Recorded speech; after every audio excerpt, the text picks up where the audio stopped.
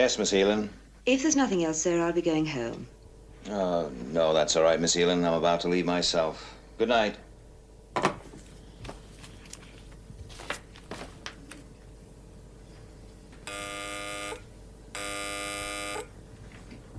Straker.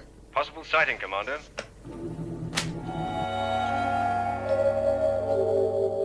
Have trace on positive track. Course 428146 green.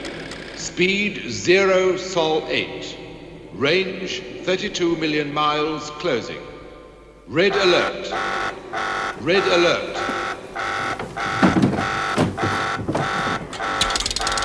Control to interceptors. Have UFOs on positive track. Green 140. Moonbase to Shadow Control. Confirm UFO sightings. Going for intercept.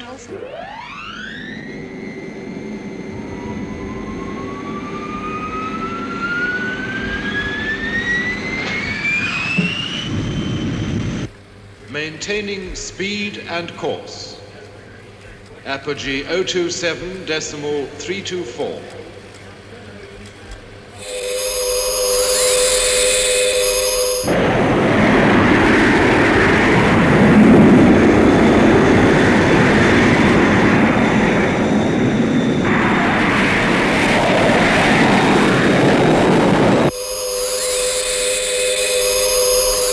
Range 20 million miles.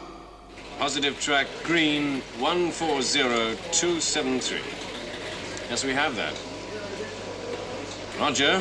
We confirm orbital reference. Speed correction. Sol 0.7. I have green on 1, 2, and 3. Roger. Speed Sol 0.78. Range 17 million miles.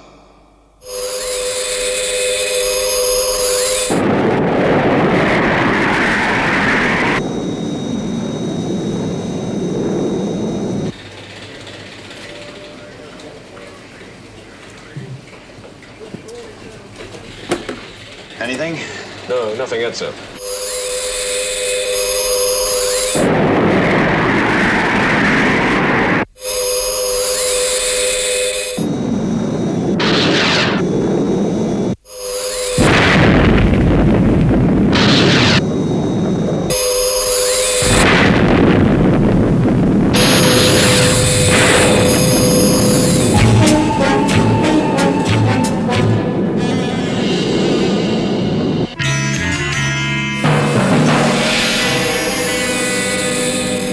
Missile 3 destruct negative. UFO beyond interceptor range heading for Earth. Pretty effective blanket detonation by the interceptors. But not good enough. Well, the one that got through is almost certainly damaged. Sky One should get it. Where's that trajectory termination? I'm just coming through, sir. North Atlantic, grid reference G6.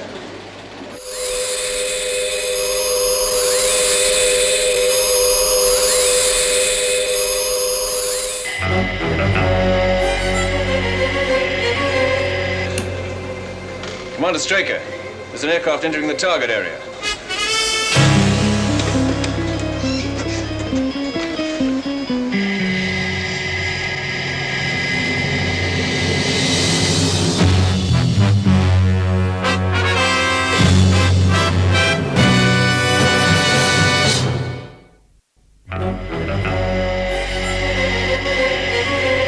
Confirm tracking 013.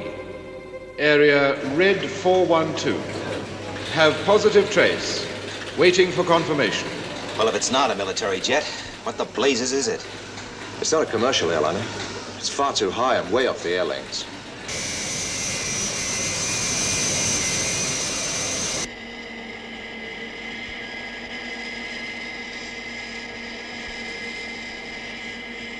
XV-104 to control.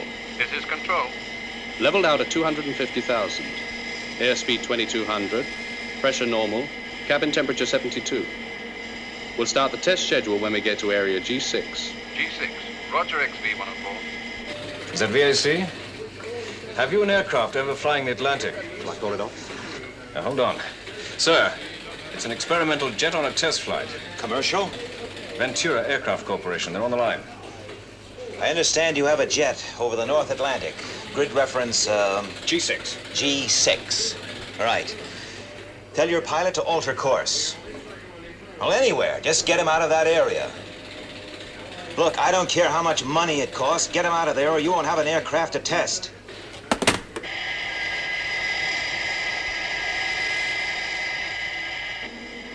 We're 150 miles from the test area. ETA, 4 minutes. Right.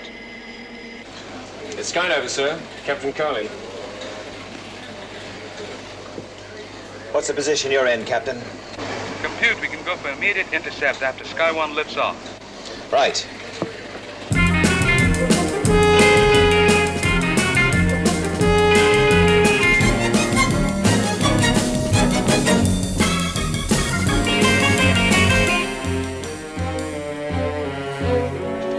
Right. Stand by for liftoff.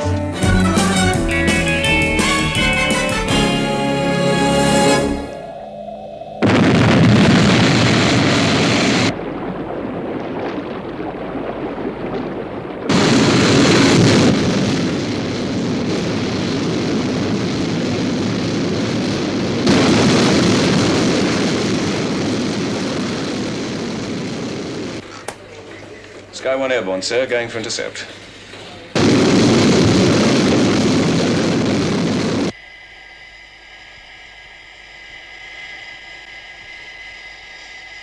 Course steady at 014. Airspeed 2185 knots.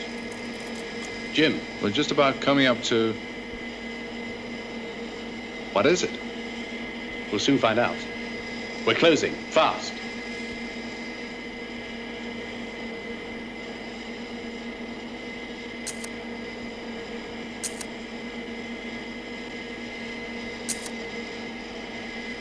It's unbelievable. Stand by with the reconnaissance camera. Try to get some close shots. Have UFO on radar track. Closing in for attack. Control to XV-104. What is it, Control? Alter course to 024. Listen, Bill, forget the test schedule. We're onto something up here. I'll explain later. Listen, Bolt, this is a direct instruction. Alter course. Sorry, Control, out. Get on to someone in authority. Dig the chairman out of bed if necessary. What do I tell him? I'll tell him the aircraft's violating a war game area. Anything. Just get it out of there. Yes, sir. Range 125 miles, closing. You'll have to call it off. Sky 1 attacks. That aircraft takes its chances. Program set. Missile launch, 25 seconds. Paul, There's another aircraft. just keep taking those shots. 5, 4, 3, 2, 1, 0.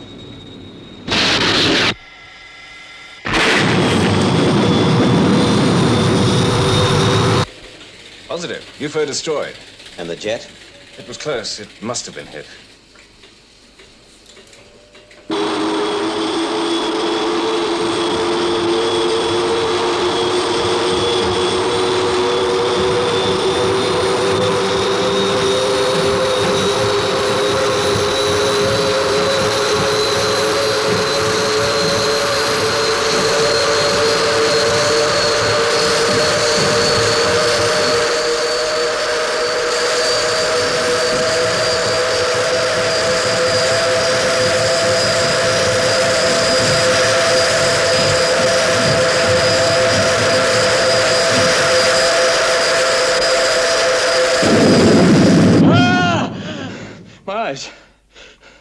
My eyes, what's happened to my eyes?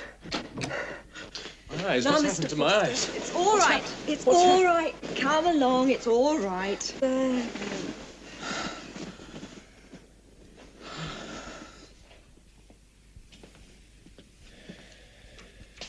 Right, thank you, nurse. Temporary blindness, Mr. Foster. In a few days, you'll be able to see as well as ever. My name's Fraser. Dr. Fraser.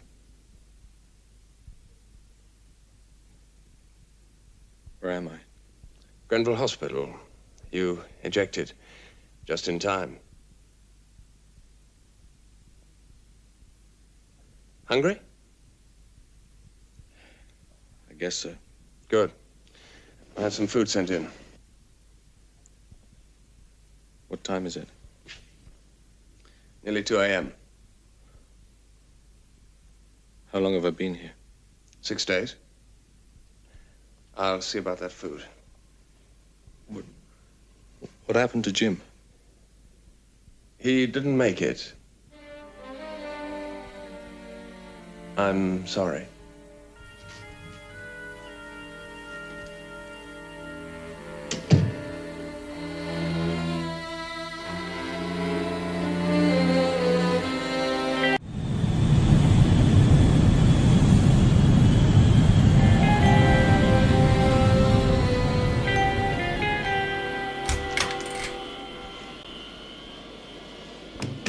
Paul, how are you? Fine. Doctors say you're in great shape. Well, they should know. Sit down, Paul.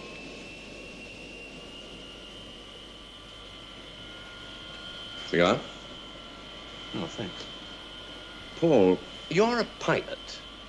A test pilot. One of the best. And you've been through a traumatic experience. Still, that's all in the past. Consider the future. Your future. My future? What I thought was that you should take a rest. On full pay, of course. Oh, of course. I suggest that we talk again in, say, a couple of months.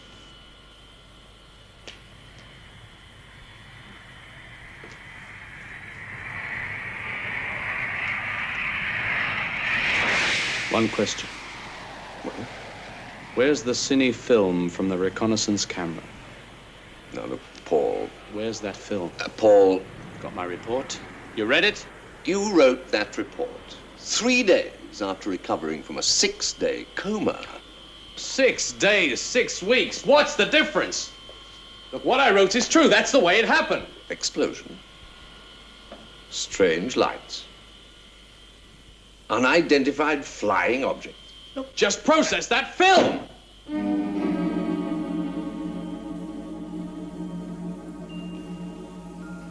Both the plane and the film are with a military investigation unit.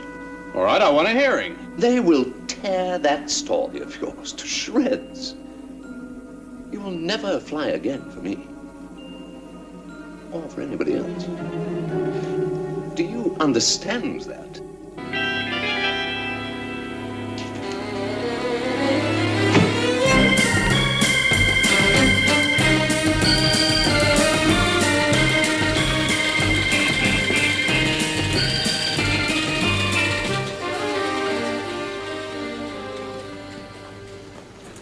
Hi, Alec.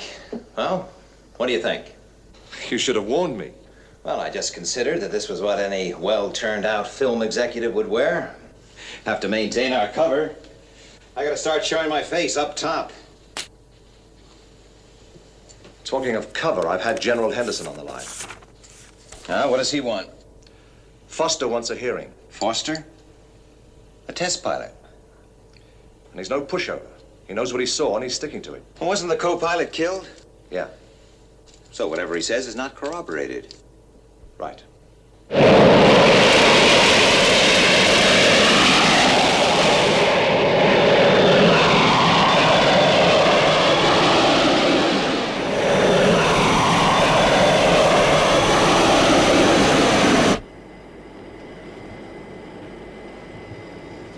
Well, I hope you find the surroundings to your liking. It's a new twist. To sit down. Comfort, privacy, complete security. What more could you ask for? The answer to a couple of questions. Try me. Where's the cine film from the XV-104? As I was about to say, fortunately, The camera in question wasn't damaged. Then did I or didn't I see an unidentified flying object? You're not sure. Don't play games. You know, I believe you saw something. Well, at least that's a start. Ah, coffee.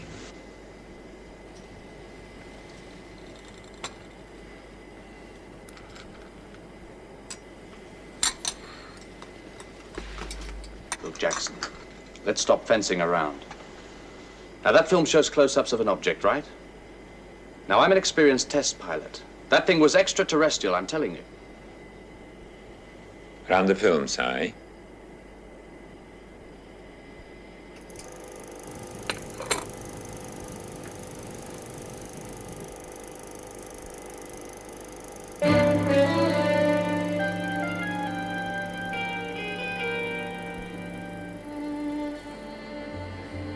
don't understand.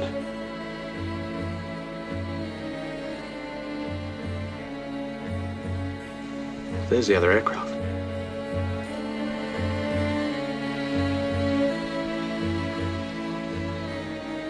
What have you done? What have you done?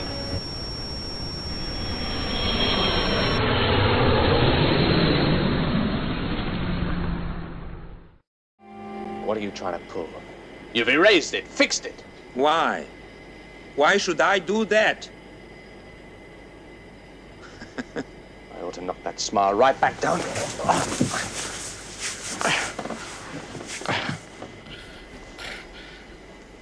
Yes, things are not always what they seem to be, Mr. Foster.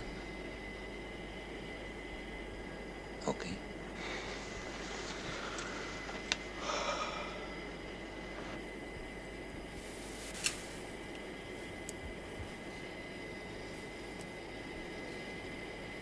You saw that? More games. Did you see it stop? Stop? Look, I throw it up, and it falls back into my hand. But for a split second, just at the top of the trajectory, it stops. Did you see it? But it did stop. If you say so. No, Foster, it didn't. It's moving forward at 500 knots, like everything else in this plane. And yet again, this whole aircraft is moving with the rotation of the Earth. Confusing, but fact. Apparent facts can be confusing in an aircraft at night at 250,000 feet. Now, tell me all about it. What did you see from that cockpit? An extraterrestrial spacecraft. A light source? Yes. A trick of light? No. A reflection from the instrument panel? No. Refracted from the glass of your visor and the windscreen? No! There are 100 other explanations. Only one, and you know it. Well, I have a report to write. If you could give me a few facts. Your name, Paul Foster, address, I have it. You've been a pilot for... 8 years. 8 years. And a test pilot for 2. Right. Now, I can see here you reported a sighting 3 years ago. Yes. And another 2.5 years before that. That's right. Then we shouldn't be meeting again for another couple of years.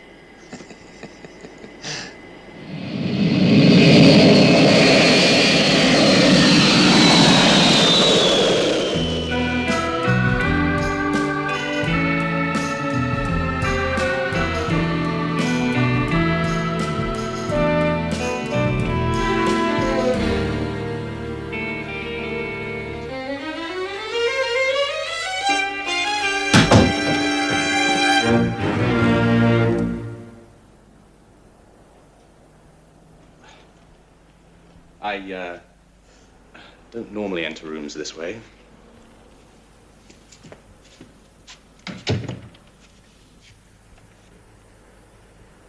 The janitor let me in. Good old janitor.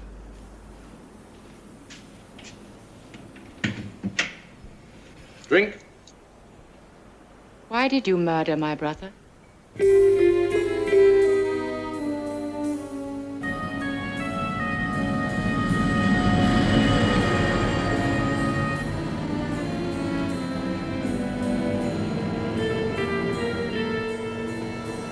You've read the report, Alec?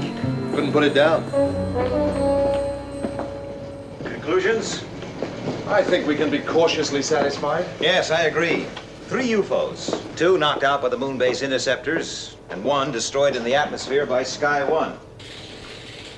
But there are still areas that need work. Interceptor launches, for example. Too slow. Yes. I want to see those astronauts spaceborne within 2 minutes of a red alert. Go to moonbase, Alec. Drill them, flatter them, cajole them, whatever. But get those times down. Nice assignment. Where do I get my stick? No, Alec, that would be my way. I'm sending you because you're the right man for the job. Okay. Anything more on Foster? Yes. He's tough and persistent. What happens if he starts getting close? One man or the cover of a multi-billion-dollar setup? What do you think?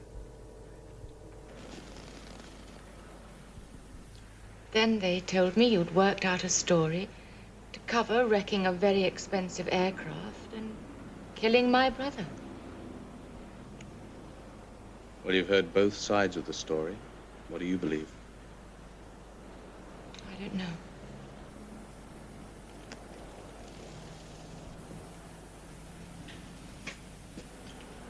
You know, as long ago as 1968, the authorities issued a report officially denying the existence of UFOs. Why? I don't understand. Why deny it? Why bother? I'll give you a reason. Let's say the authorities had proof, indisputable proof that UFOs had come to Earth.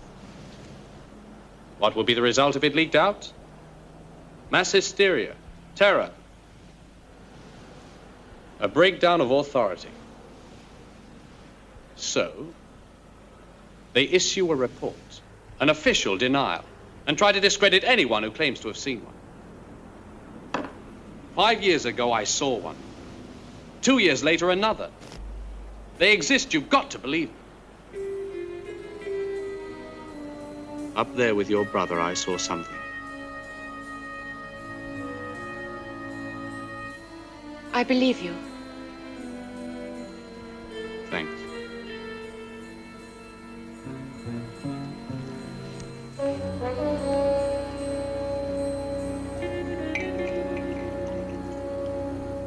Your brother had a camera. Did they find it? I don't know. There are some personal effects, but I'm not allowed to have them yet. Something to do with security. Who told you that?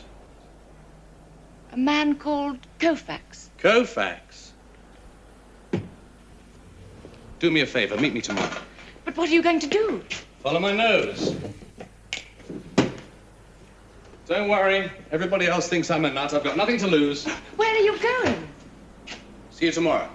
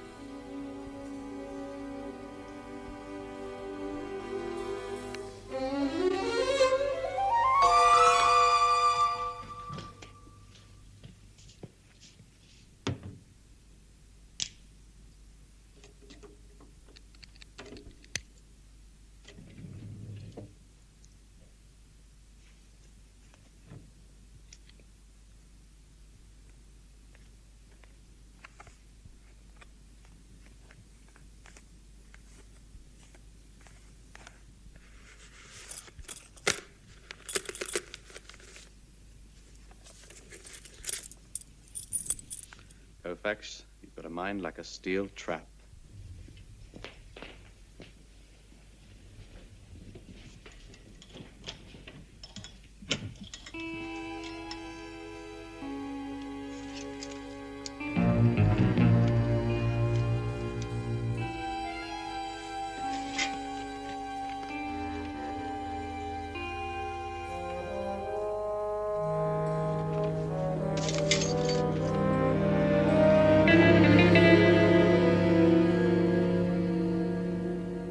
Straker. Right. Right. Thank you. Trouble? Paul Foster broke into Koufax's office.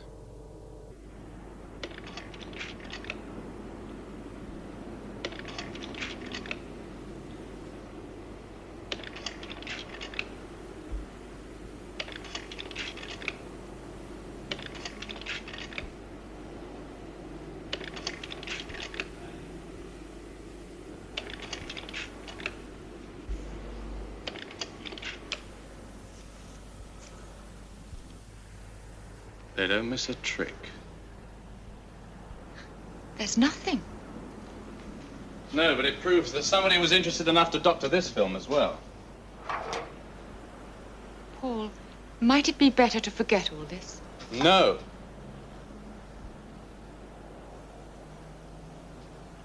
I can't just drop it, don't you understand?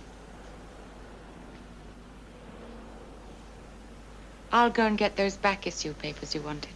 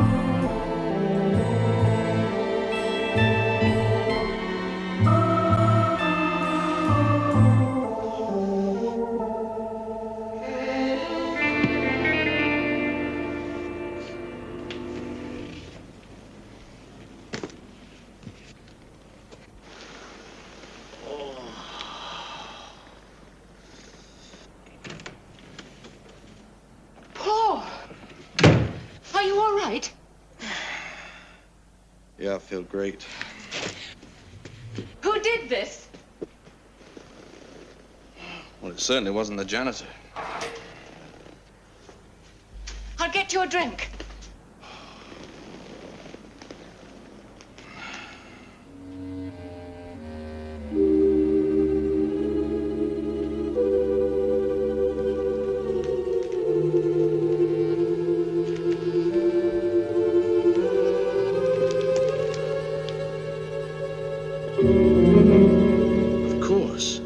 What is it, Paul? Straker. Ed Straker. Paul Foster. No, I don't think I want to speak to him now. Tell him to meet me in the studio.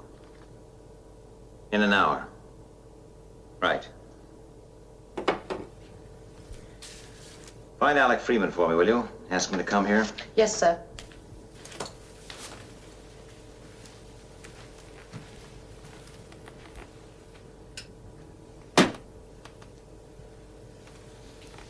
You wanted to see me? Yes. I'm seeing Paul Foster in an hour. How much does he know? That's what I aim to find out. You look after things down here. You plan to use that?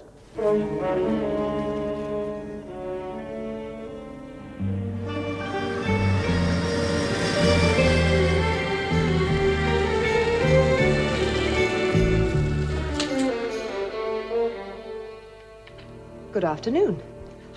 My name's Foster. Ah, yes, to see Mr. Straker.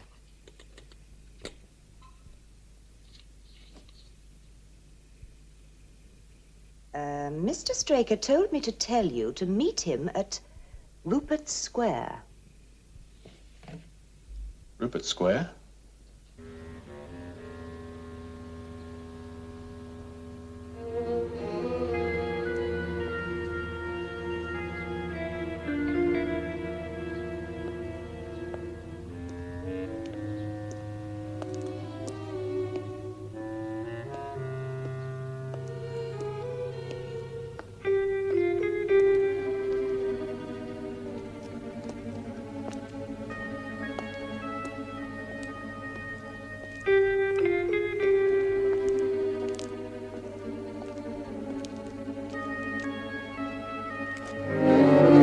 Hold it right there.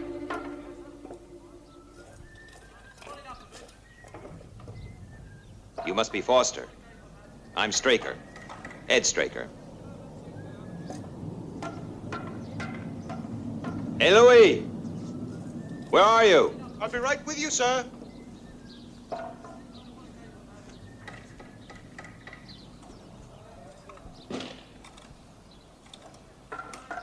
Is, that thing real?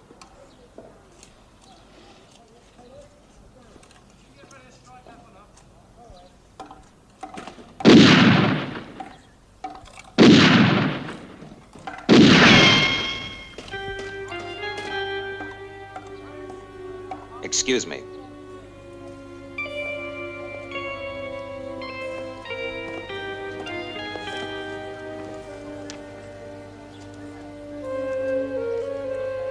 Yes, we'll get something built over here. I'd really like to see something interesting up along on the top there. Yeah, I think it's going to be fine, Louis. You can go ahead. Right, thanks, Mr. Straker. We'll start building right away. Just check with me in the morning about the final details. Right. Yeah, it's going to work out just fine. Oh, that's Louis, my construction manager. Great guy. Well, what's on your mind, Mr. Foster? Unidentified flying objects. Oh, good subject. You got a script? No. I really mean it. I saw one. Now, why don't you tell me all about it then?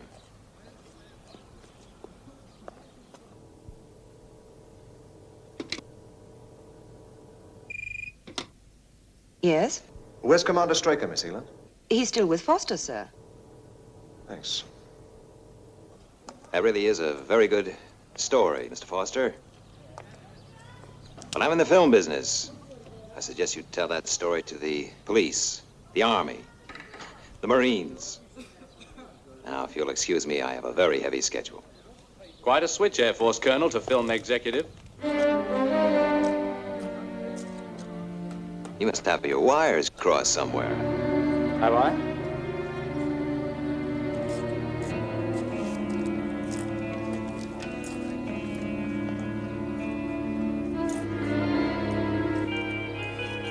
Mr. Foster, let's step into my office.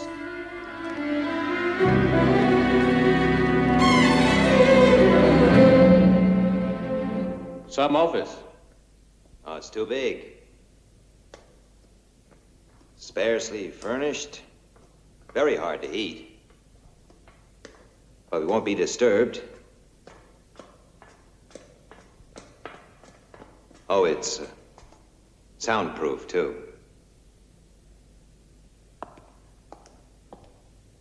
Look, 10 years ago, you were a colonel in the Air Force, a degree in astrophysics, 2 years lunar research at MIT, a career officer.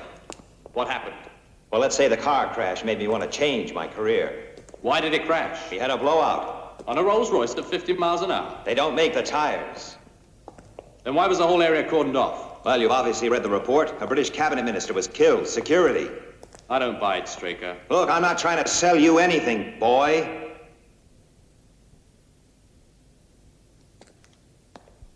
Look, sir, I've been through a lot these last few weeks. First there was Koufax. I found a letter to you in his safe. Oh, that was innocent enough, but someone got at him. And then Jackson from the military investigation team. What happened to the film, Straker? The film that showed the proof. The film that cost my co-pilot his life. And then those two bright boys who came to my apartment and bust the place up. I suppose they were sent to frighten me off. Where's your evidence, Foster? Just show me one thing. Just one. What you're saying is that Foster's right and everyone else is wrong. What I'm saying is that I'm right. Oh, you're wrong, Foster. You're so wrong. Look, I don't give up. I keep slinging the mud until some of it sticks. You have never laughed at this, Mr. Film Executive Straker.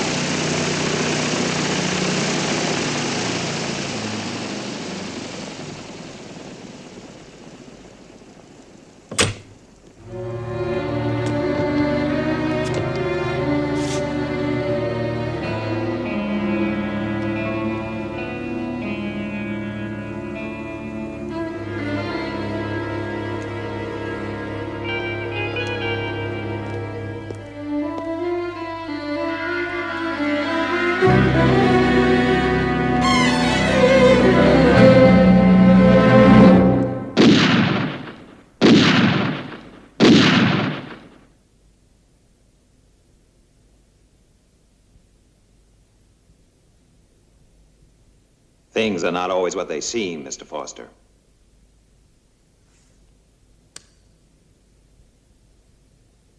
An acoustic gun. It's very clever.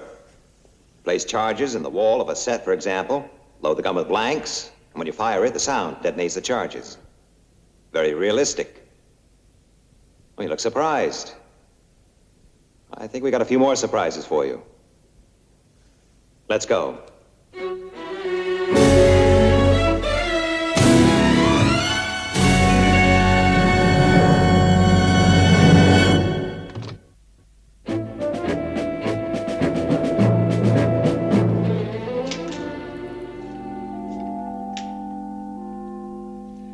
Open up.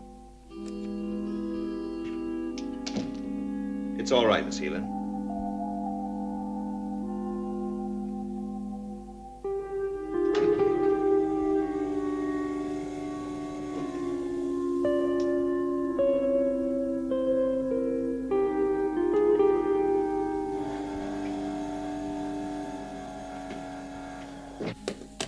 So, you're a test pilot.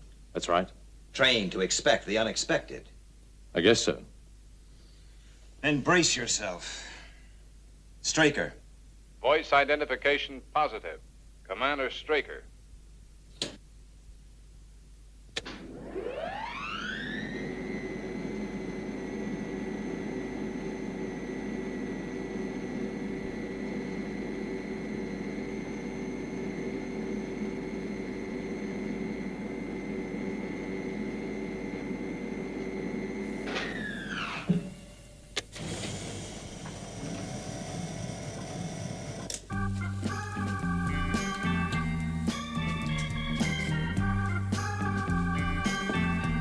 Where are we? The underground headquarters of SHADO. SHADO?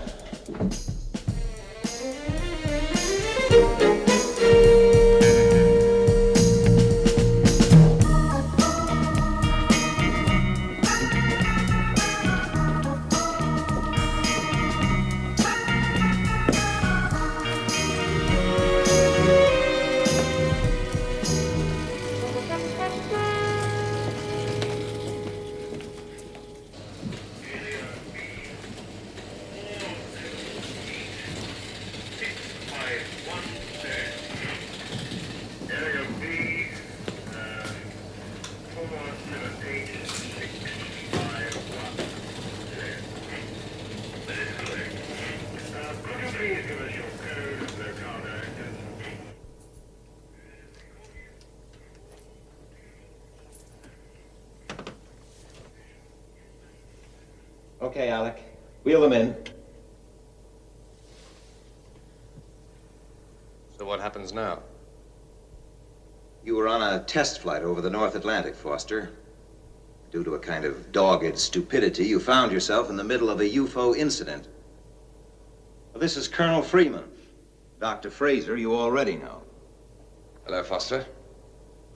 How are the eyes? We induced a temporary blindness, just to keep you on ice for a few days. Now, your boss, Koufax, knows nothing of all this, but he played along. He has his military contract to think of. Operatives Doug Jackson and Cy Chan. Jackson's a psychiatrist as well as a trained interrogator.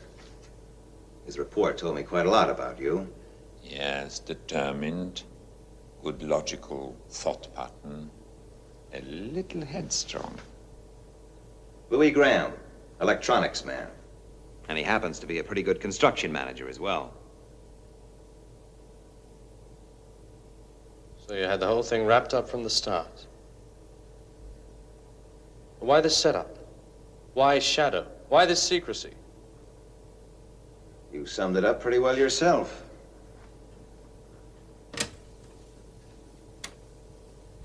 I'll give you a reason. Let's say the authorities had proof, indisputable proof that UFOs had come to Earth. What would be the result if it leaked out? Mass hysteria, terror, a breakdown of authority. I said that in the apartment. So, they issue a report.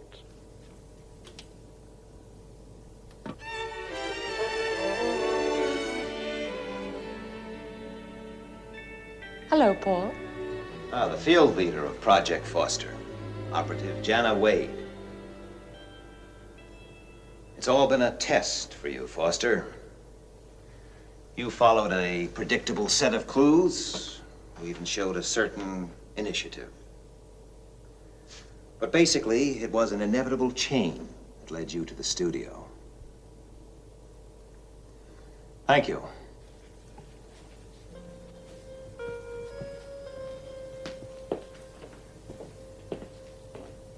Now stay, Alec.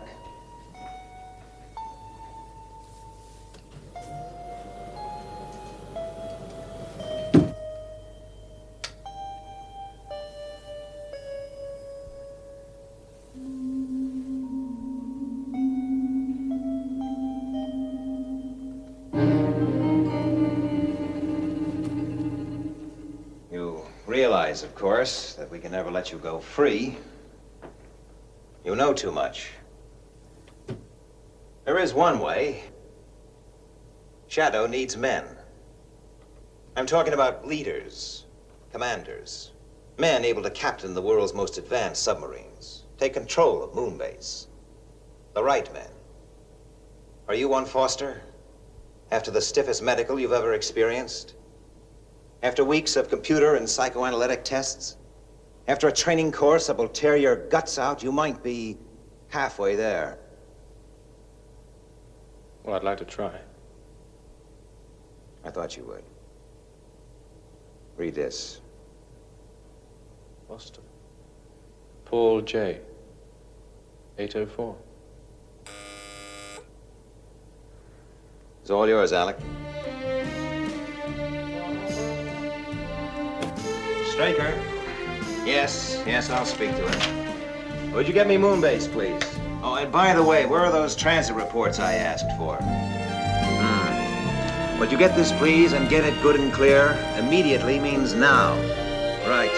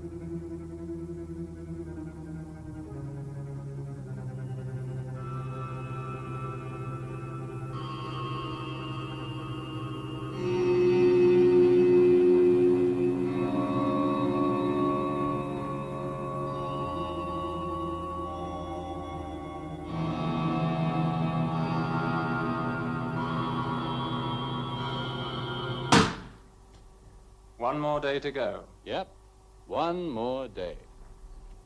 Then, back to my favorite planet, Earth. You know, Grant, we're going to miss you. Sure.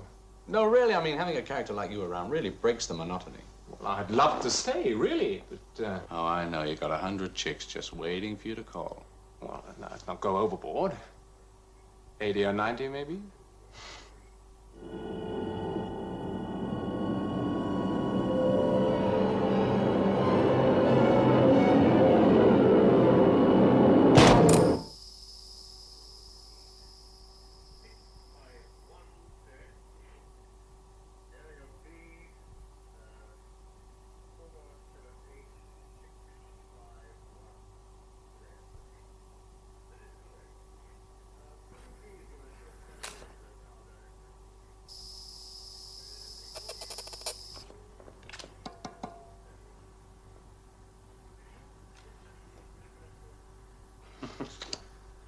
More coffee. Thank you, sir. Hey.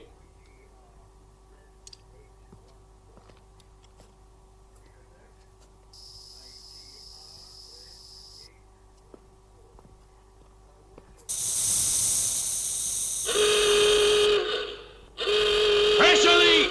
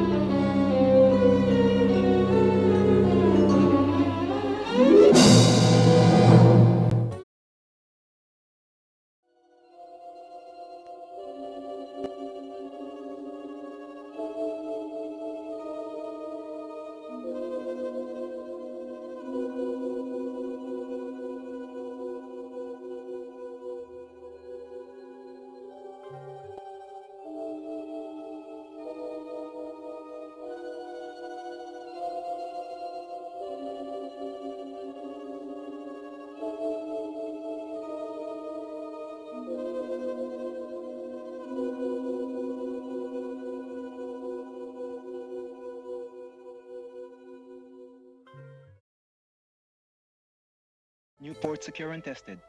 Repressurized.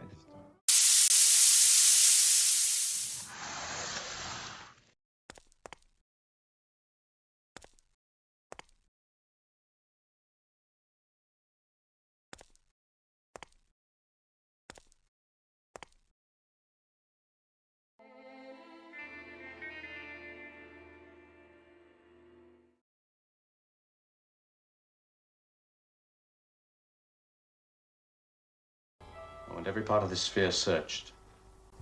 I want the remains of that port collected from outside and reconstructed. I want the answer.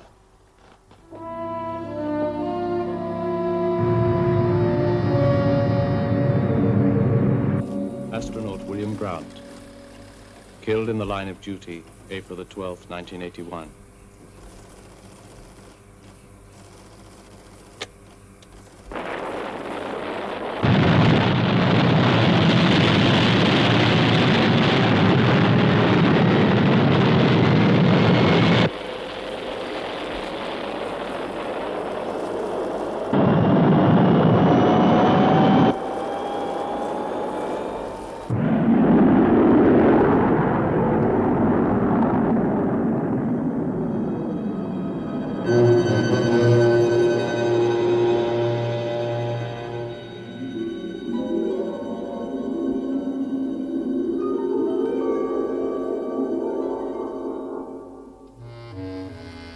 There's your answer.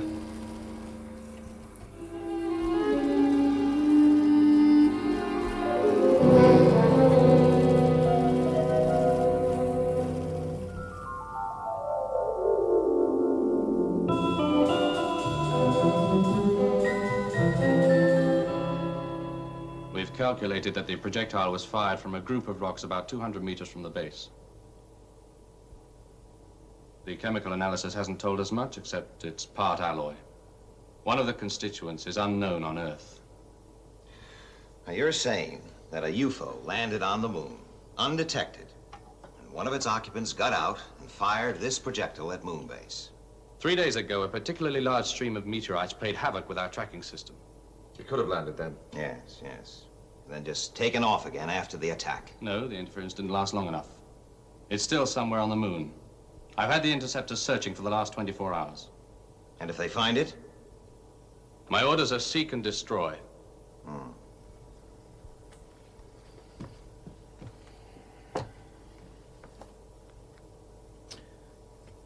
When is the next lunar launch possible? At 1400 hours tomorrow, sir. Alec, I'm going back to moonbase with Commander Foster. You will assume command here. Right. Oh, and Alec, could you get me everything we've got on the disintegration of UFOs in the Earth's atmosphere? Give me 30 minutes. Commander, I want you to countermand your orders to the interceptors. Tell them to seek and observe. Yes, I know. The natural reaction is to want to hit back. I liked Bill Grant, too. But we know that a UFO disintegrates if it stays too long on Earth. All of our evidence suggests that it has some reaction with our atmosphere. And there's no atmosphere on the moon. Exactly. This may be our best chance ever to get our hands on a UFO, intact.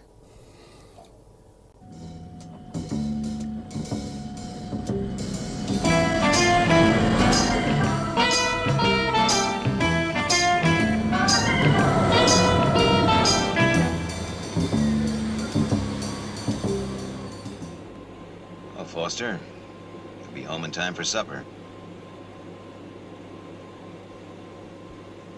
Home? Moonbase.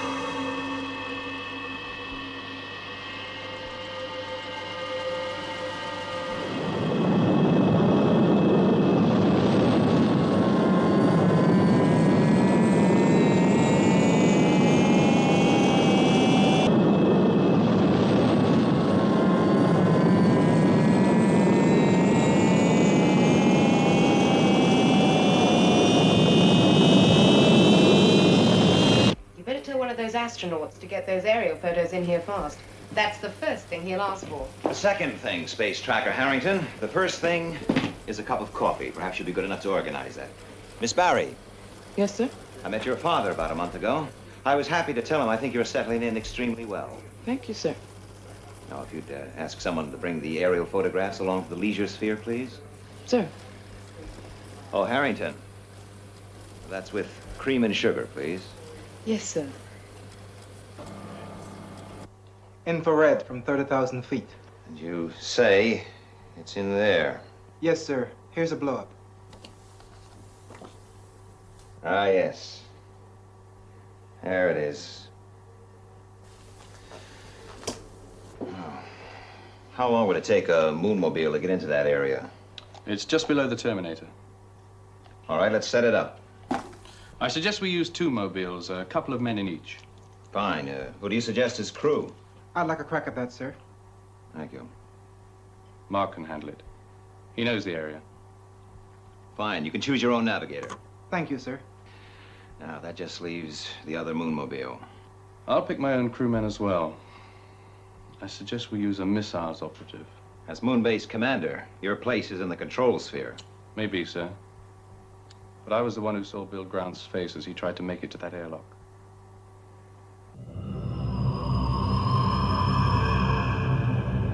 Border control.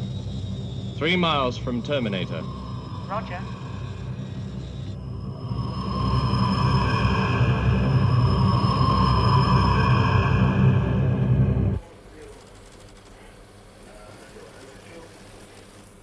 They'll soon be in darkness. Tell them to stick together. Control to mobiles. Maintain close visual contact. Roger, control. Did you hear that, Mark? Don't worry, sir. I'll be breathing down your neck all the way.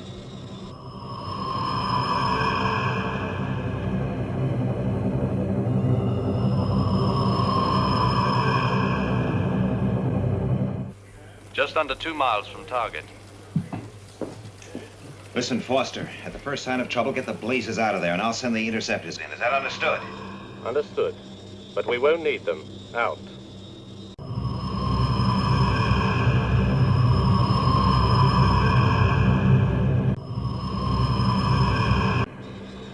Lights.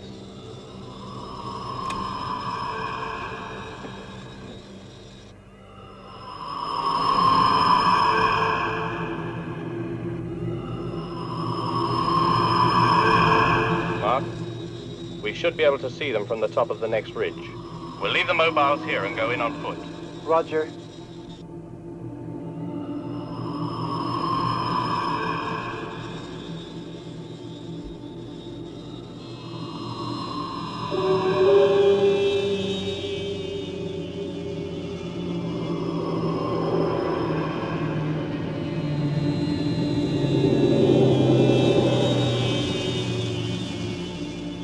Right, let's go.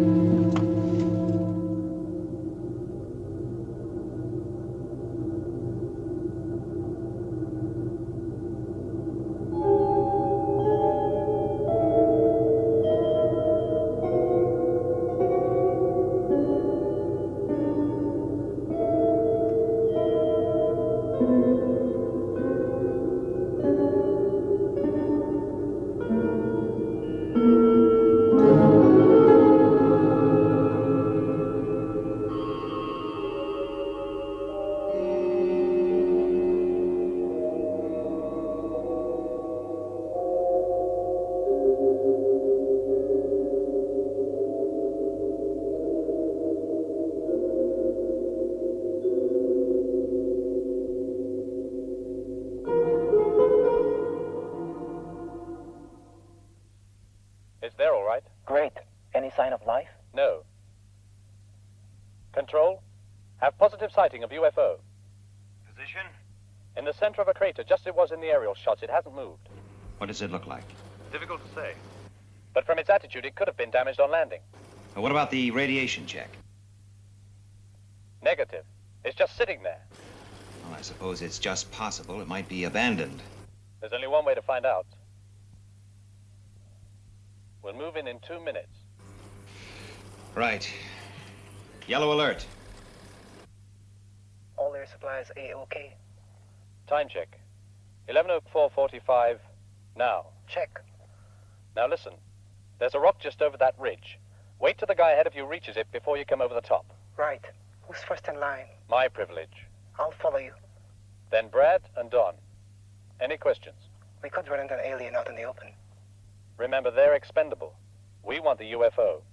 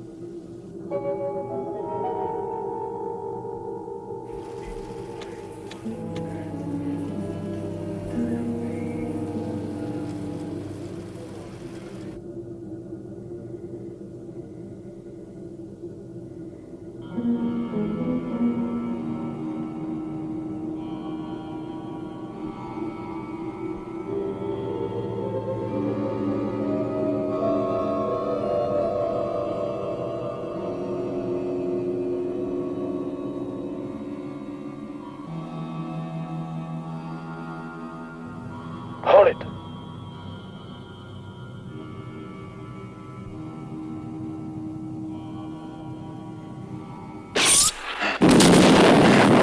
Get out.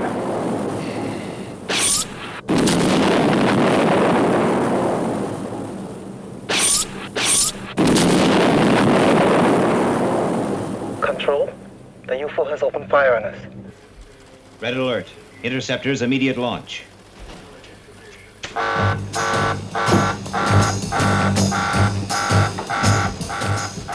Program onboard computer for attack. Yes, sir.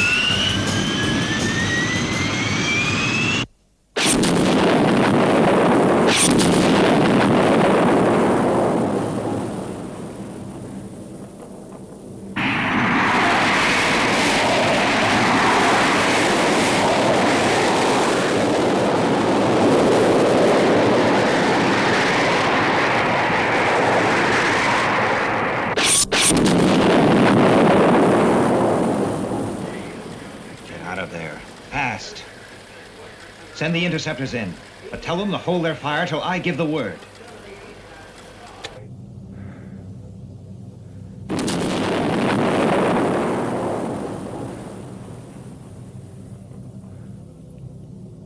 Are you okay? Yeah. Straker says to pull out. We're pinned down here. Look, I'll go get a moonmobile. What if the UFO takes off? It's a chance I've got to take. Give me 2 minutes.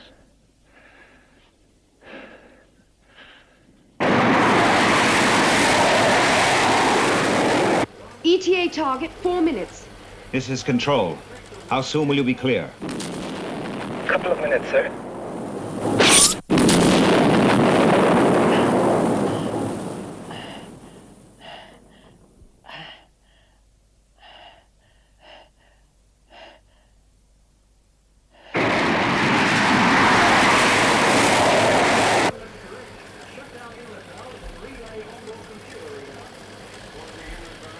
What's the holdup? We'll be clear any minute now, sir. Pull back to the mobiles. Come in, Mark. Can you hear me?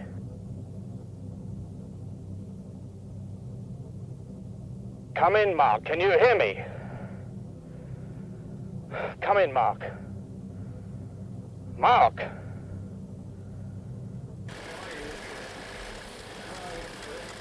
Interceptors, 90 seconds from target. Something must have gone wrong. Come on, let's go.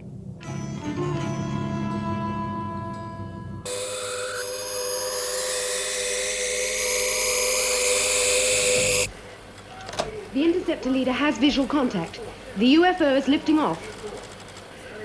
Order the attack.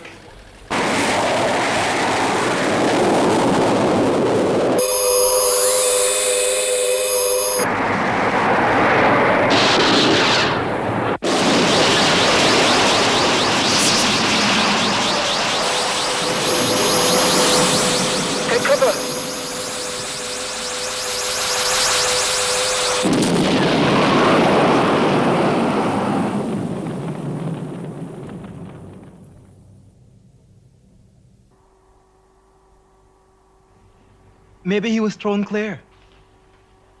If I thought there was one chance in 10 million.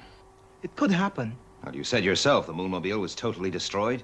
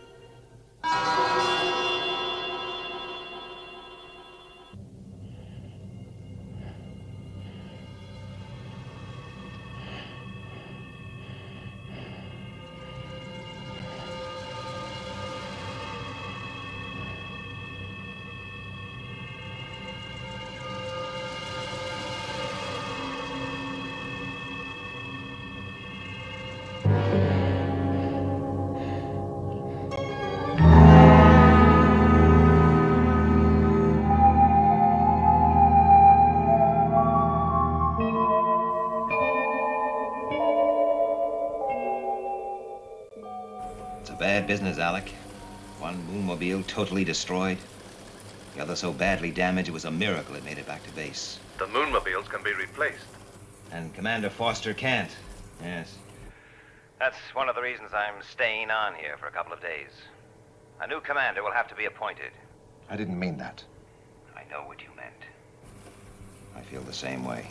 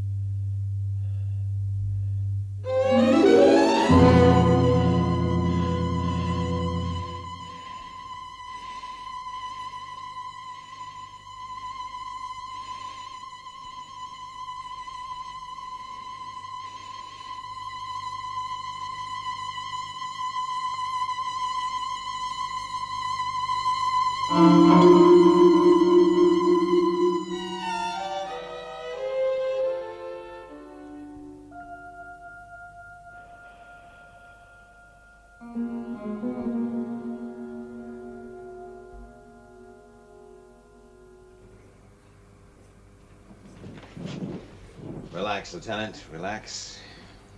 I was just going to grab some sleep, sir. Yes. It's been a long 12 hours. Mark, I'm sure you realize how important this base is. It's a vital link in our defense system. Now, whoever commands it has got one of the most responsible jobs in Shadow. I'd like you to consider it, Mark. Are you offering me the job, sir? Yes. Does that surprise you? Not altogether. And does it surprise you if I say no? Well, it disappoints me. Well, you've done your duty. You've asked. And I've given you the no you wanted. What do you mean, I've done my duty? Sure. After Foster, I'm the senior man. The obvious choice, if you like.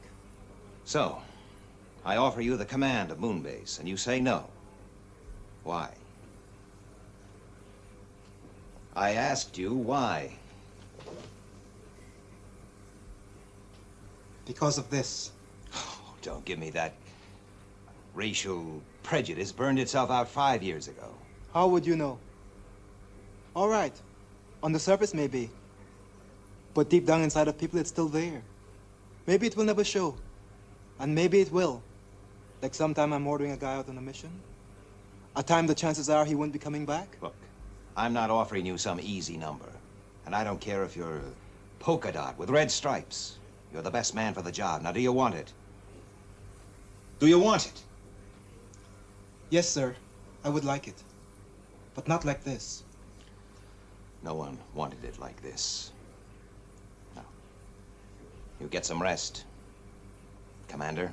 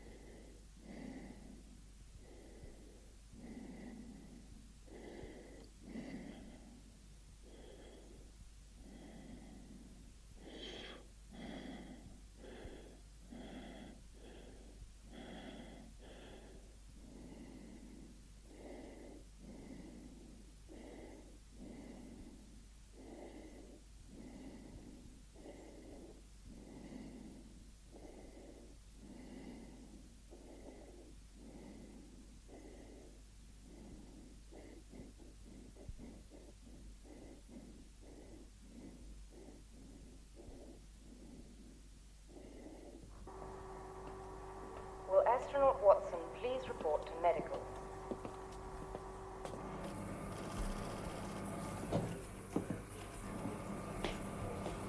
Good morning, sir. Morning.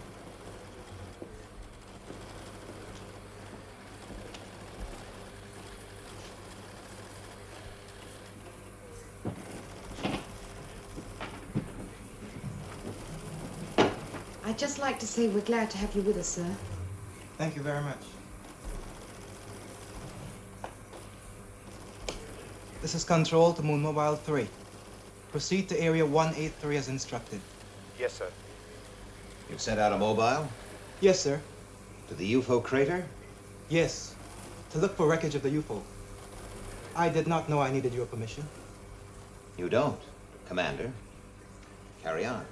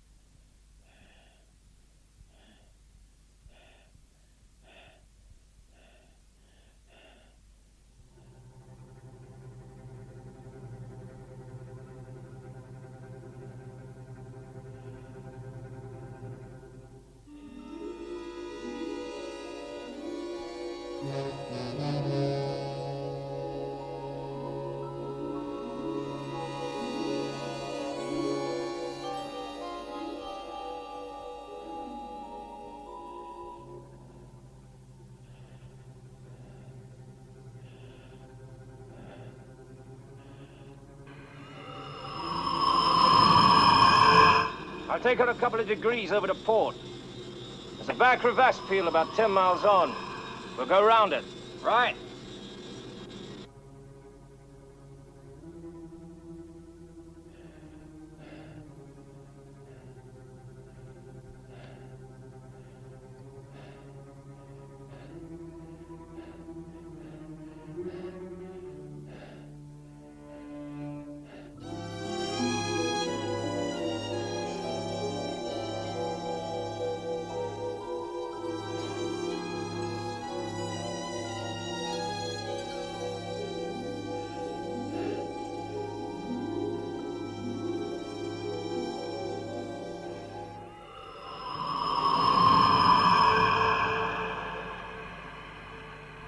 I see what you mean. About what? That crevasse field straight ahead. Rough terrain.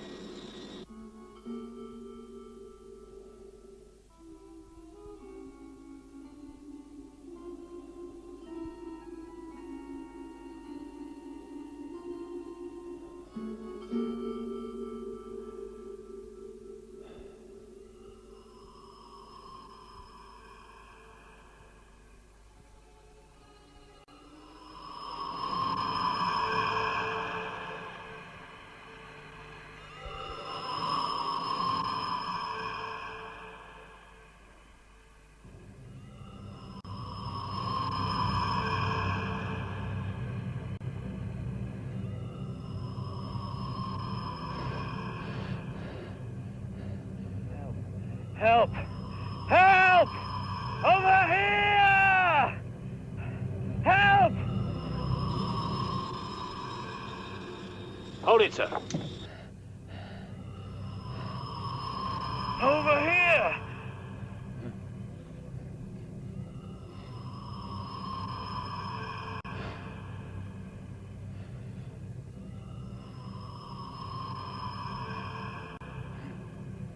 They've seen us! Hey! Hey! Come on, wake up! We're safe! They've seen us! We're okay!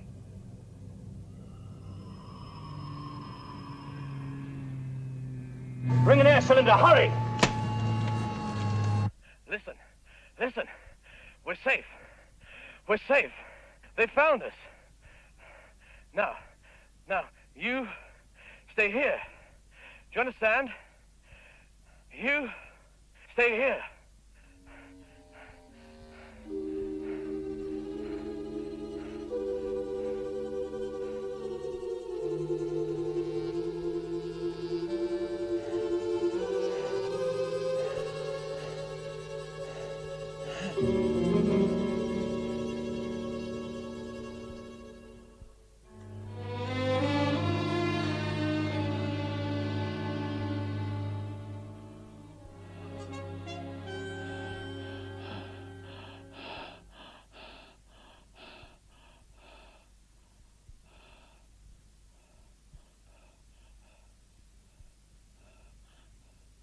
Listen, there's an alien.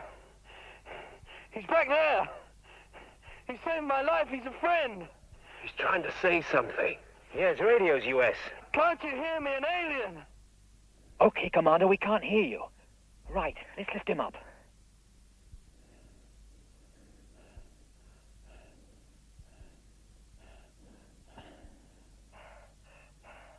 Don't you understand? He's a friend.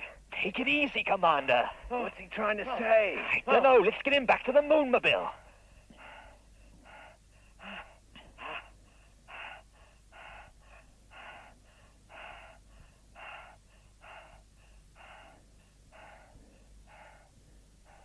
Shall we carry him, sir?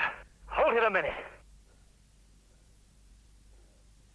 Listen, there's an alien. He's a friend. He saved my life. Don't you understand? An alien. Alien? He said something about an alien. An alien? No. No. No.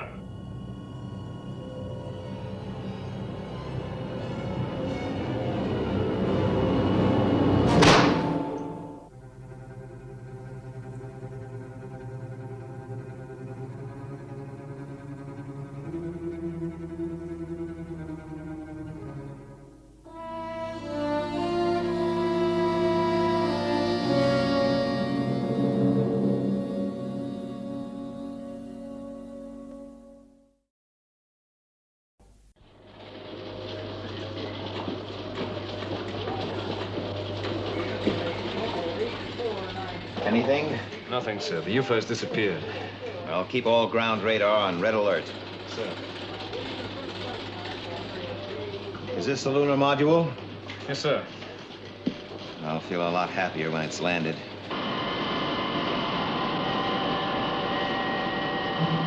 EER is 21 minutes. Rendezvous 4 minutes, 18 seconds later. Fine.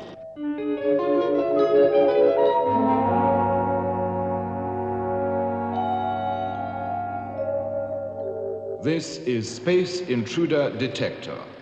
Red alert. UFO 428, 146, green. Trajectory 042, 7/5.4. Anything? Nothing. I picked it up again, Lieutenant.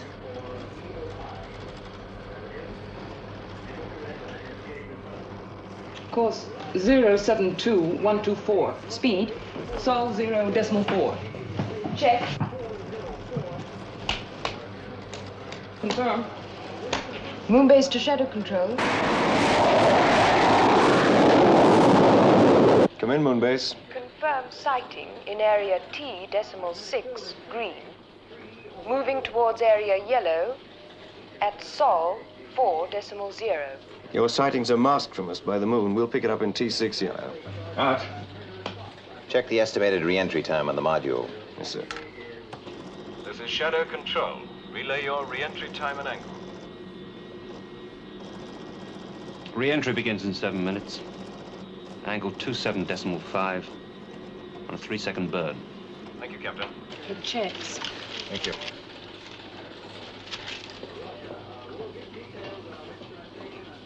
The UFO's altered course 5 degrees. The interceptors won't make contact. It could reach the lunar module before re-entry, sir. Make to the captain. Emergency re-entry at an angle 3-1. Increase burn 1 second. That's a tough order, isn't it? Theoretically, the UFO could be on us in 4 minutes. The new angle takes us in less than 3. An angle of over 30 degrees, that's pretty close to the upper limit, isn't it? Yeah. It's like taking a head-on dive into a bowl of molten lead. It's possible, but you wouldn't do it for kicks.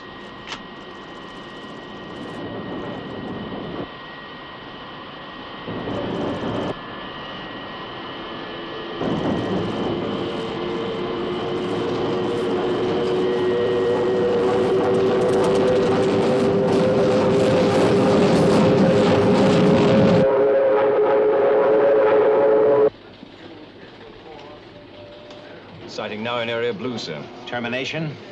I don't have an affirmative yet, sir, but it's definitely closing on the module.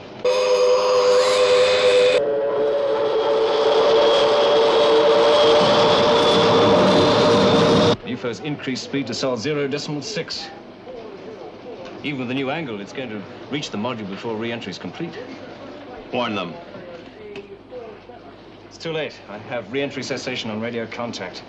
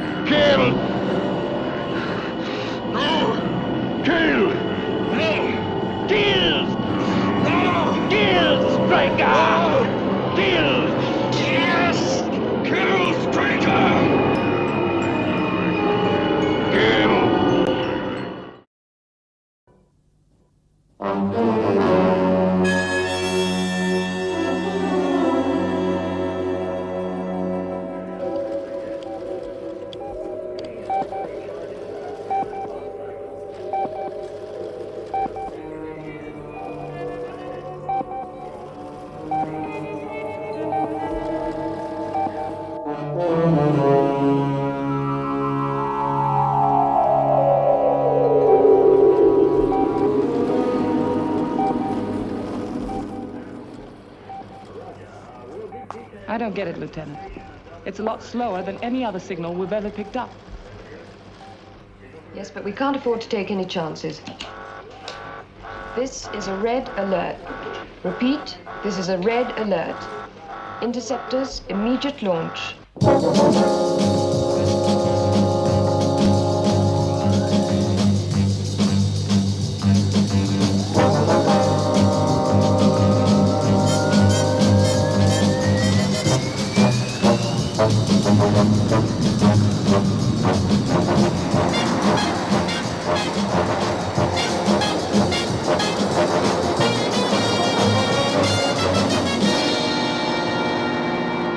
Still no increase in speed?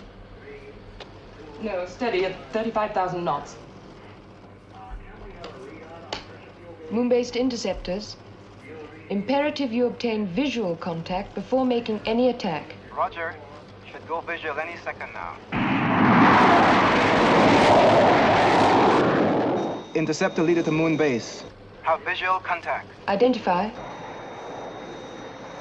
A little charred around the nose cone. But it's all ours.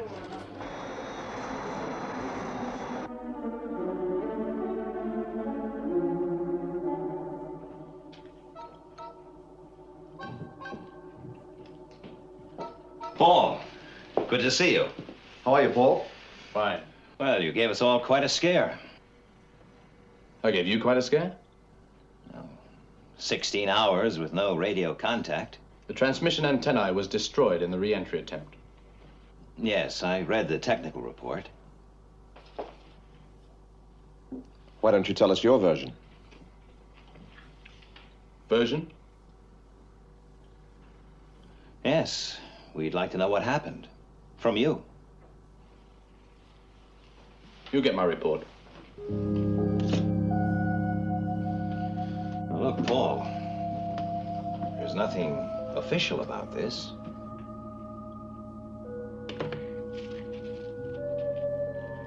What'll it be, coffee? No thanks, you go ahead.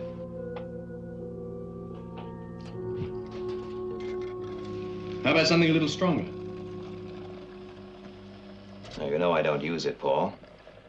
Never? Oh, I was forgetting the ice-cold computer mind of Commander Straker can rationalize his troubles away. Now, look, Paul.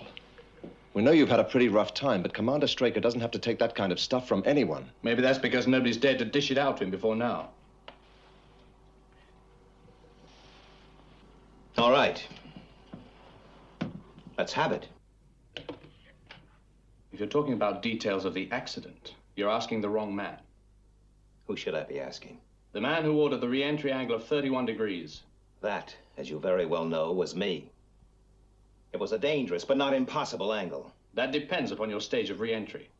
For us, it meant a certain burn-up unless we leveled out. So you overcompensated and bounced off the atmosphere? Yes. Just had enough fuel to make it back here. It was a risk I had to take. A risk you had to take. Next time you have a risk to take, Commander, let me know and I'll pick up some of that back leave.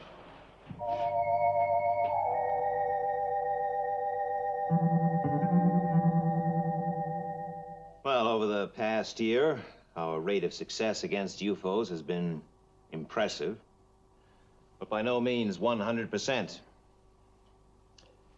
Like they used to say in the old days, that'd be like asking for the moon. Well, that's pretty much what I plan to ask for, Alec. Enough money to set up 4 new, fully automated moon bases over the next 10 years. Private? Let's work. Why don't you join us? I think it's the only way to achieve adequate backup capability, even against a massive UFO attack. Who says they have the capacity to mount a mass attack? Nobody. Because nobody really knows. But they might have. Next year, 10 years from now, and we have to be ready for it. All right. Let's hear your reactions. Alec? You're asking a lot, and I think the Council will fight you all the way. But I'm all for trying. Paul? I don't know. Just exactly what is that supposed to mean? Well, let's just leave it like that. No. Spit it out. Well? Do you want it straight? Yes, I want it straight. But not here. And I'd like to know just what you think you're playing at. Hold it, Alec. All right, Paul. Let's forget rank. For the moment. Alex says you're asking a lot. I think that's just one way of avoiding the fact that you're asking to double last year's appropriation. You're saying you're against? I'm saying we should rename the whole thing Straker's Alien Defense Organization. Oh. I get the picture. You think I run this organization for kicks? You think I ask for more money so that I get bigger as Shadow gets bigger? It's got a name. It's called Empire Building. Now look, Foster, you've just about gone far enough. It's all right, Alec. Maybe you should have spoken up earlier, Paul. Maybe. You said you wanted it straight. That's right. I've no time for yes men.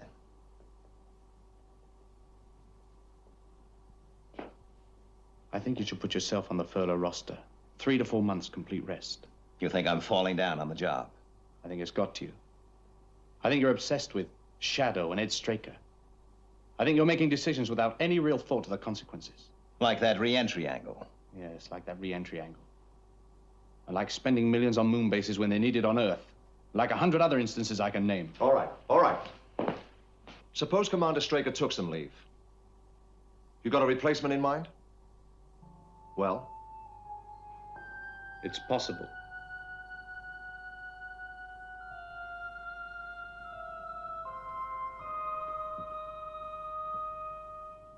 But why the soft pedal? Why don't you just slap him back into line? It isn't that simple, Alec. Well, if you take my advice, you'll think about it. The lunar module leaves for Earth in 17 minutes. Well, I have to go. I'll sleep on what you said, Alec. Fine. You do that. Safe journey.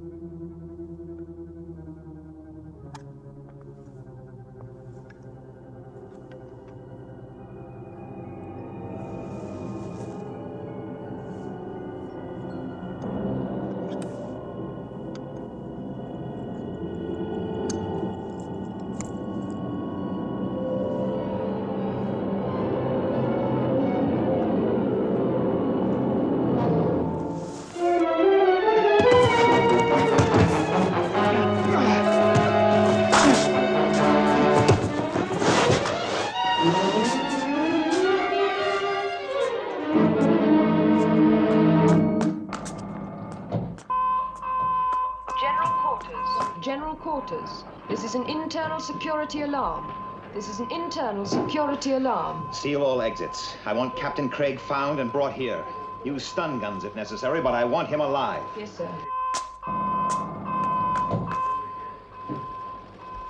What happened? You tell me.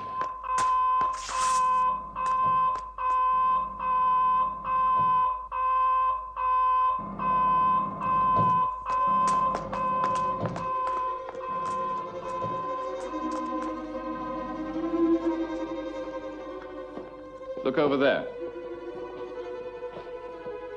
He's not here. Come on. Right.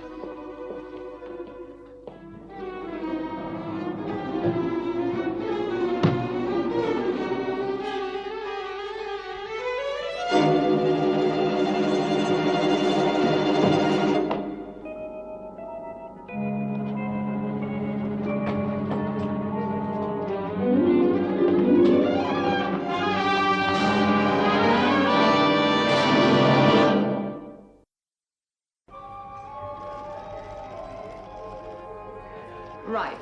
Continue search in area 7.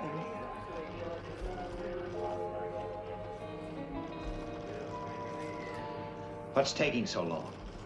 We'll find him, sir. Reception and embarkation areas searched. Sleep sphere checked? Right. Move on to recreation area. Negative. The explosive store's been broken into. Looks like a high detonation pack is missing.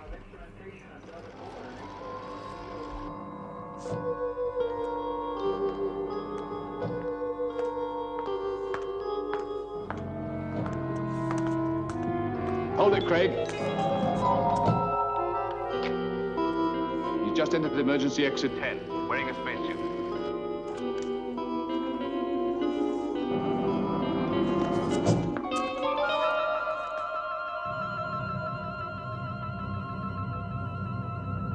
Order condition red. This is control. Internal security, condition red. Repeat, condition red. If he gets near the air and water installations with that explosive pack. Why wasn't exit 10 sealed? It's an emergency exit, sir. It remains operational even during an alert. All right. Get some men out there after him. Yes, sir. And I want to check on all emergency air supplies. Yes, sir. Oh, and find out where he got that spacesuit. Right away, sir.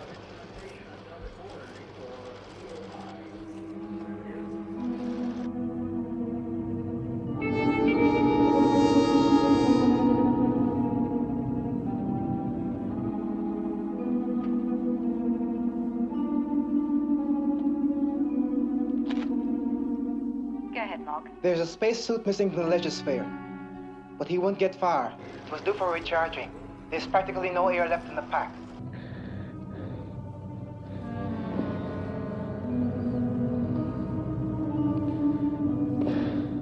Scan the surface.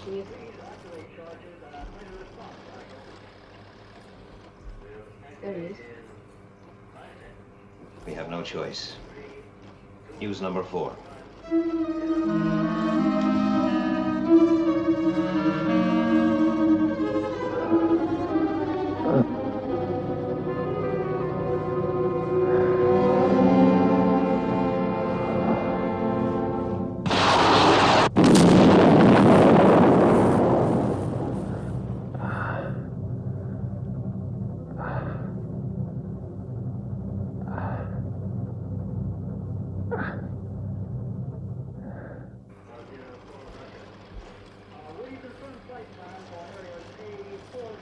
We'll have to use a missile.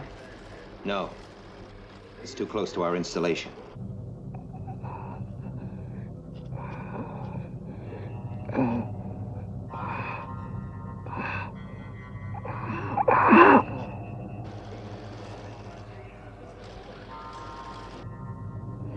Listen to me, Craig. We know what you're trying to do, but it's 200 yards to that air and water installation. You'll never make it. I'll be close enough. Lieutenant Craig, we realize you want to destroy Moonbase, but you're destroying yourself. Your air supply won't last.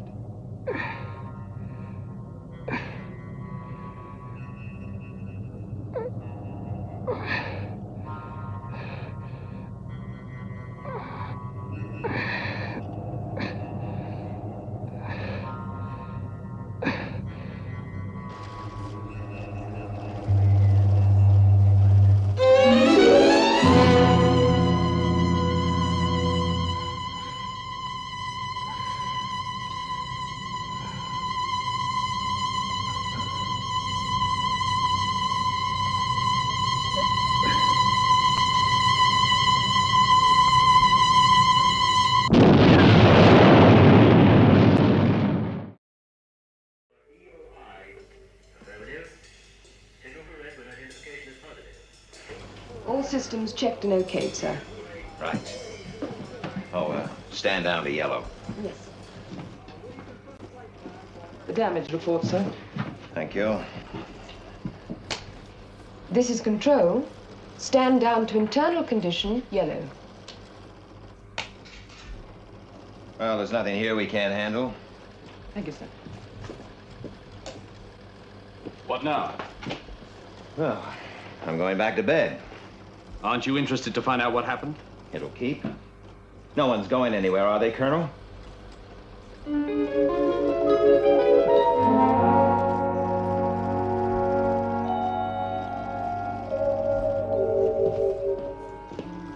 me a teleprinter link to Earth. I want to make a report. Yes, Colonel.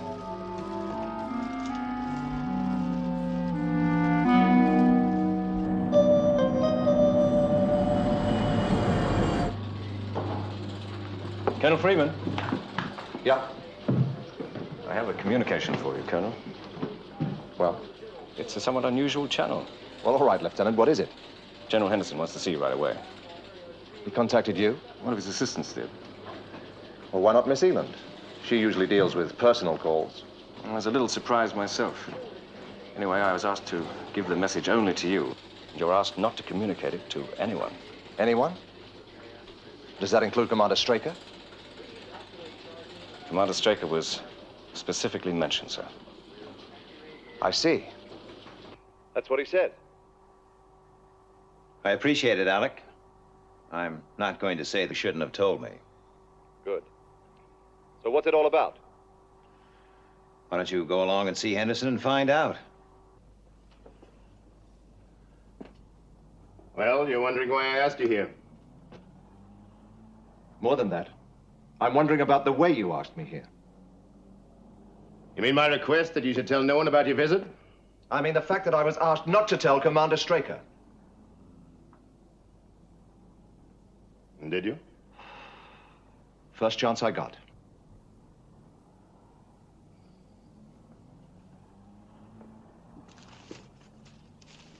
Read that.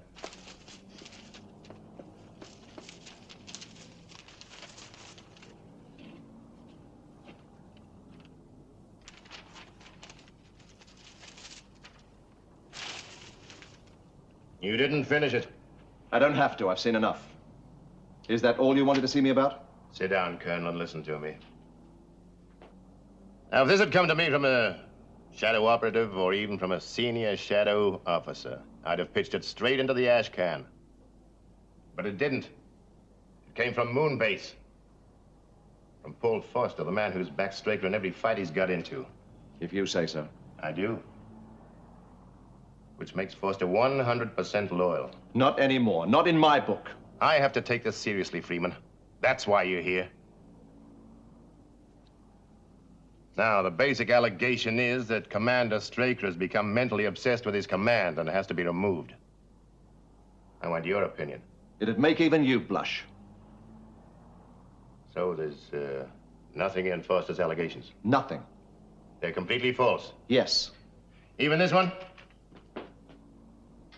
The claim that Commander Straker plans to request double his last year's appropriation?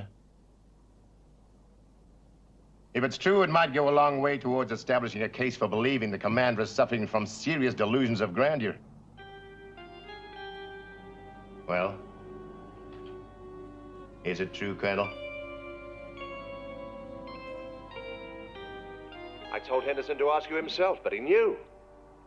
If someone had told me just a month ago that Foster would do a thing like this, Forget it, Alec. What do you mean, forget it?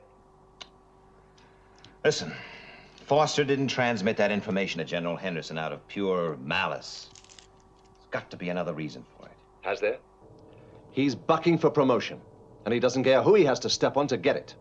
Well, there's only one way to find out the answer. Tackle him about it. Thanks, Alec.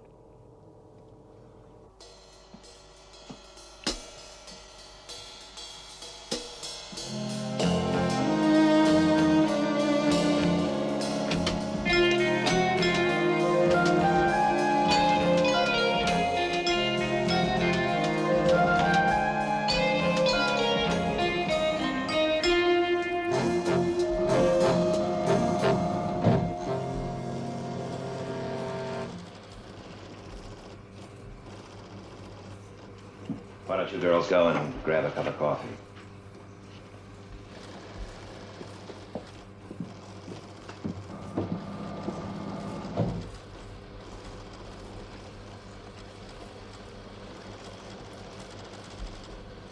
All right, Paul. You sent details of the new appropriation request to General Henderson. That's right. At best, that was a serious breach of trust. What are you trying to pull, Foster? Stop you spending millions on moon bases for a start.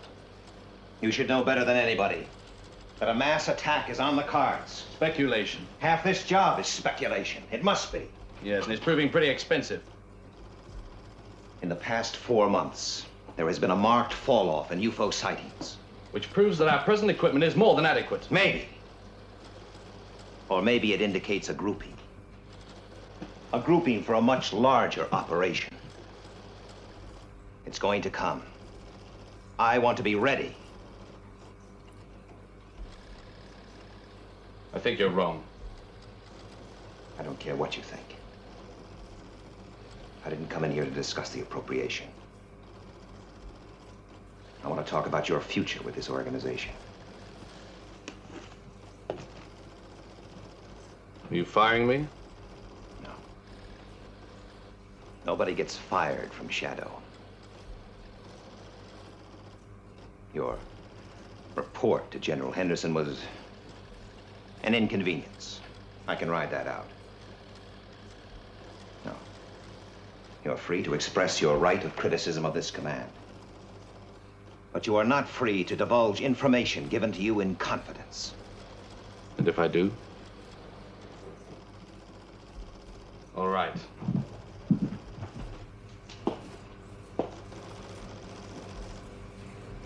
Let's get one thing clear. I stick to my opinion. I'm gonna push for a change of command. How hard will you push, Paul? As hard as Craig? You still say he tried to kill you? Yes. With an empty hypodermic? What did you say?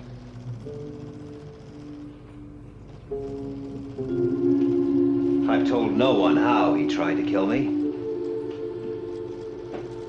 An air bubble in the blood. Lethal. And very difficult to prove the cause of death.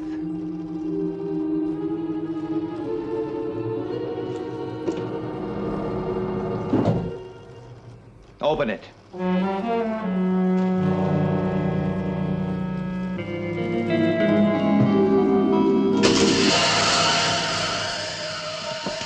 No use, Commander. The doorway's sealed. We won't be disturbed.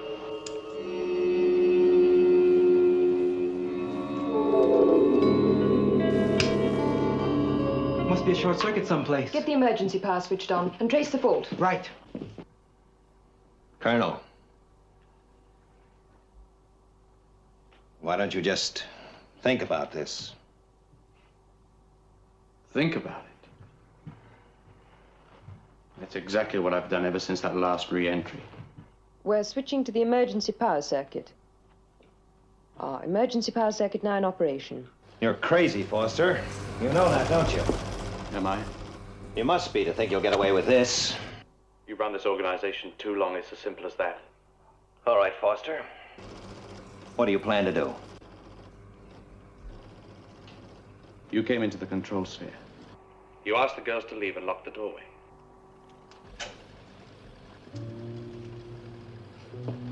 You tried to talk me back into line. I refused. You started throwing insults. There was a fight. You lost control and pulled a gun. Your gun, Commander. I got it from your locker. I managed to jump you. There was a struggle. And the gun went off accidentally. Got it in one. If we bypass the damaged circuit, we can link into the emergency supply. Right. And I want a couple of men outside immediately. Yes, Lieutenant. One question, Colonel. What happened in that module during the 16 hours of radio blackout?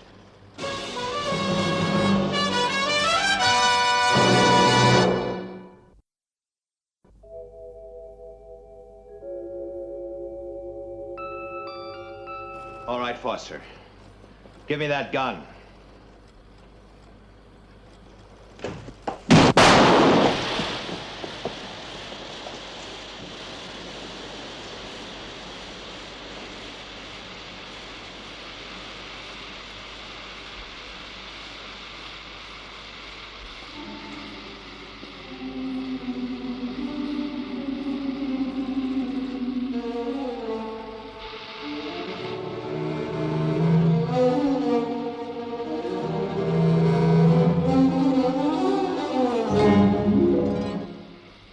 Why did you use it? Makes no difference. That shot punctured the sphere.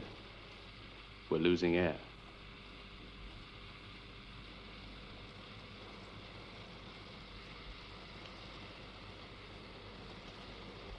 This is the end, Straker. Is it? If you don't pass out, I'll kill you with your own gun.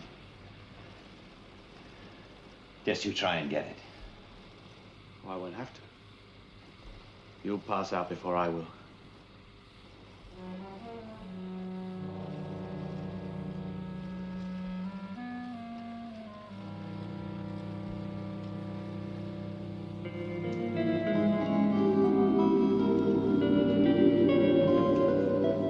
That's it. Fight it. I can wait.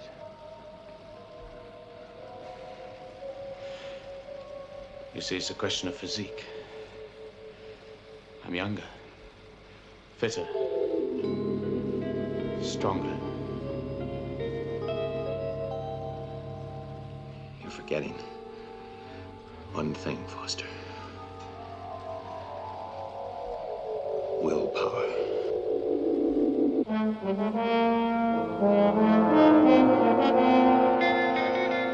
We've bypassed the circuits. Okay.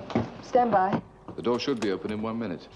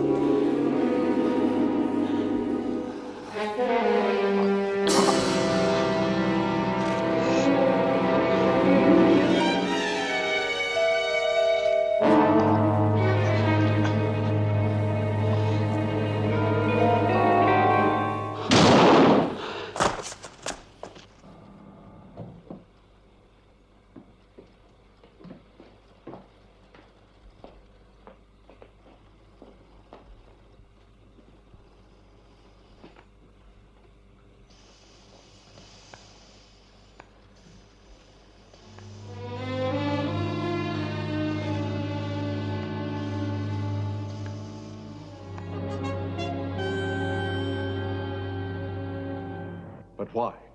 Why? I don't know, Alec. I just don't know.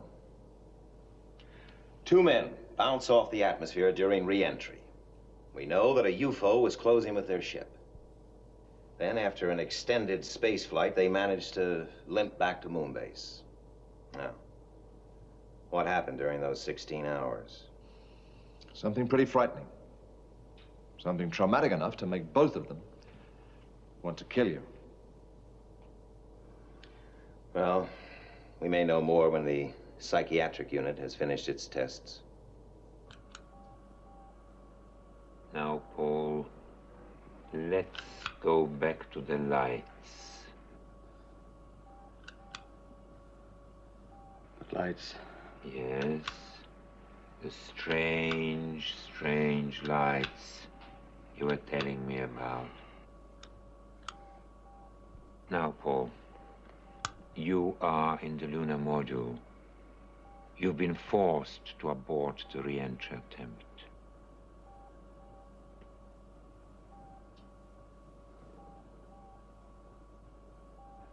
Check the fuel. What? Well, that's not enough. Compute for lunar orbit. Well, the antenna is damaged. No hope of radio contact. We're on our own. Go on, Paul, go on. It's later, an hour later. On course. Well, I said the fuel holds out. And then? What happened then, Paul?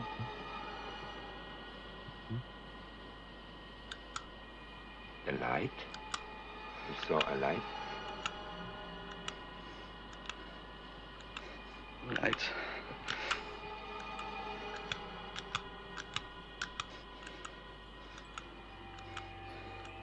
So strong.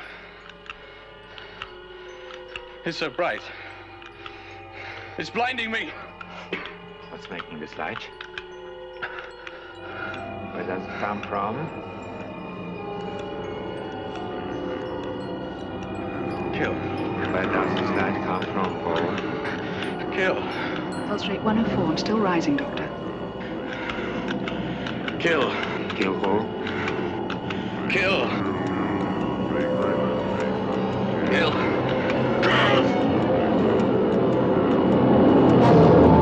Kill Straker!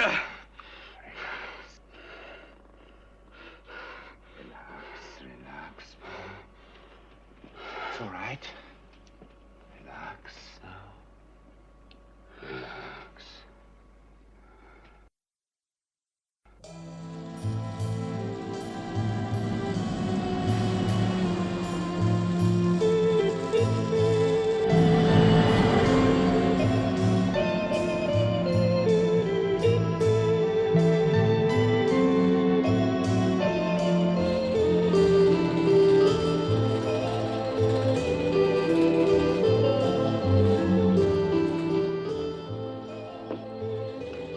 Sorry I'm late.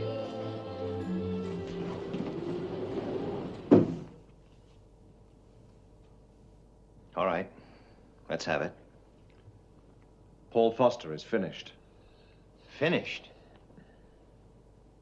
But you said yesterday that it was going to be all right. Yes, but in our psychoneuralgic test, we found that... Never mind the textbook blurb.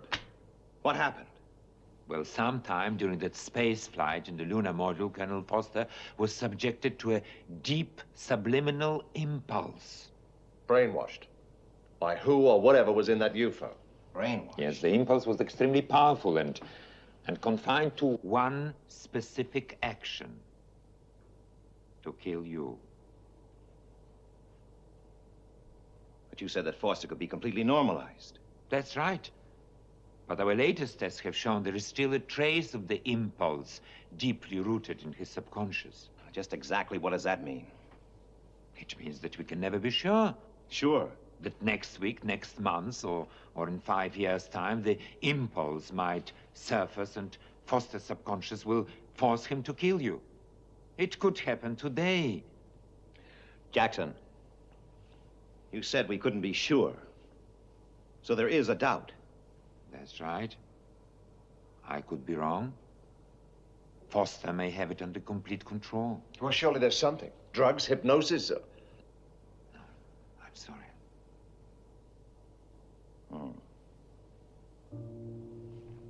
You know what this means?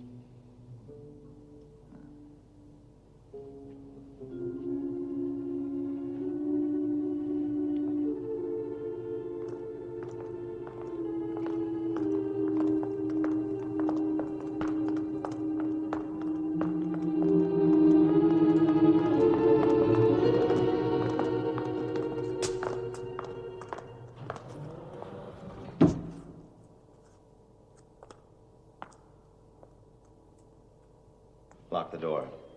Under no circumstances whatsoever, open it for 15 minutes. Is that understood? Very good, sir.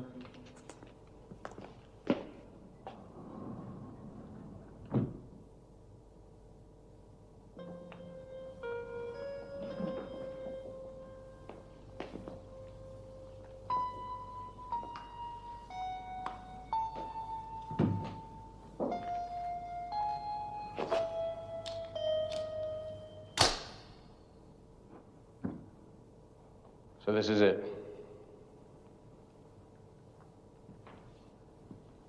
Thing is, I feel perfectly normal.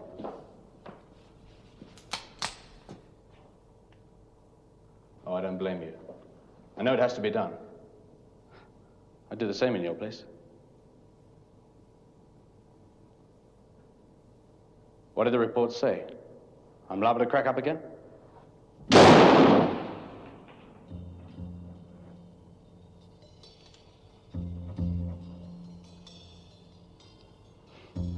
Look, I know you just can't kick me out of Shadow. I know too much. Total security.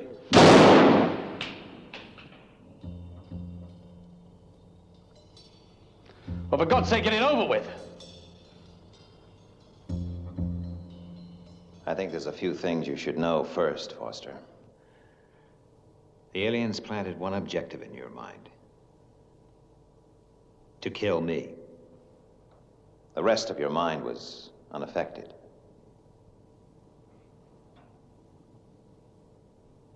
I don't understand. I know you don't understand. The psychiatrists, they gave you a clean bill of health.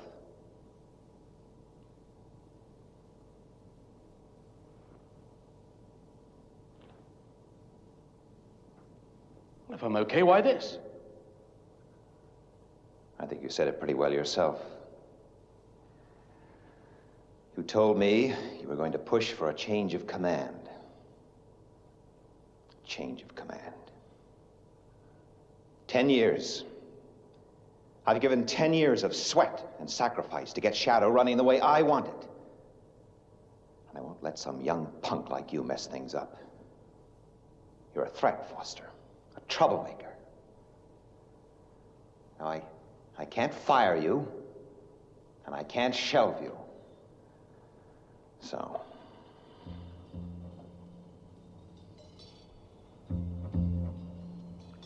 I don't believe you. Doesn't really matter, does it?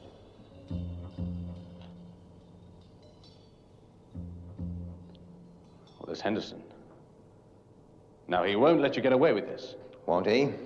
And then there's Freeman. What about Alec Freeman? I can handle Alec Freeman.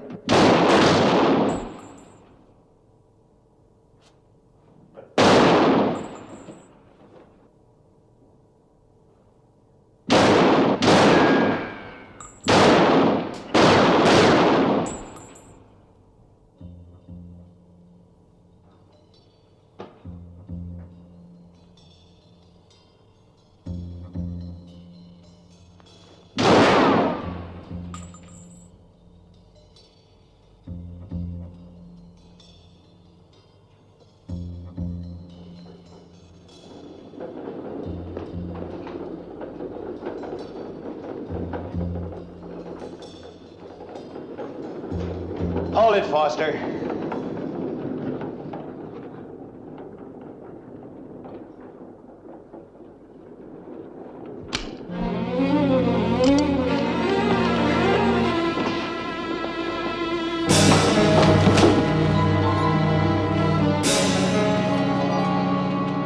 Guards! Now, who do you think they're gonna believe? Foster. You've had it. Change of command. You're gonna throw 10 years away from a punk like you? You're gonna tell General Henderson, huh? Guards! Guards! They take orders from me, Foster.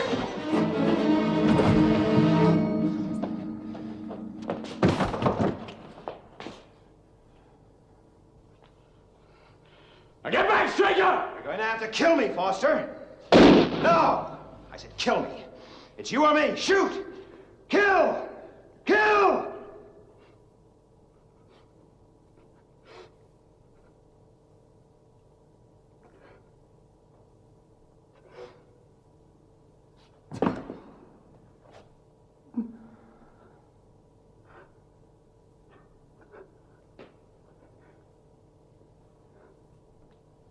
It's all right, Paul.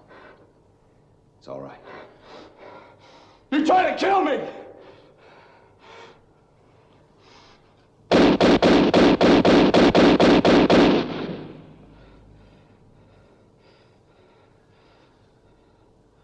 could have killed you any time I wanted. I'm sorry, Paul. I had to do it. I had to be sure. If you were ever going to kill me, it would have been just now. It's all right.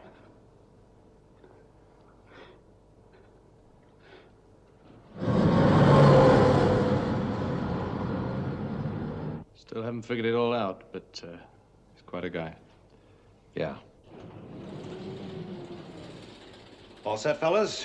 Let's go. To see General Henderson about the money for the new moon bases.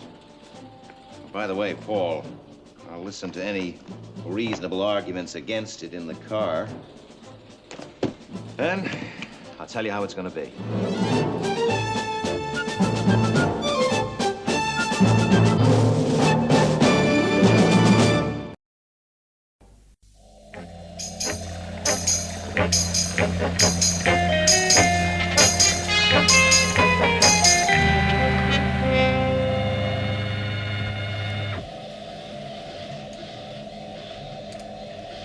Okay. All clear. Launch stations. Launch stations!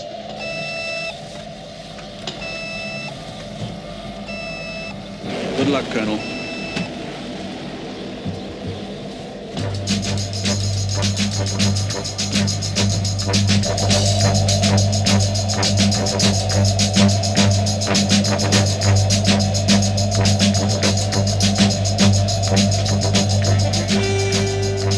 Liftoff minus 10.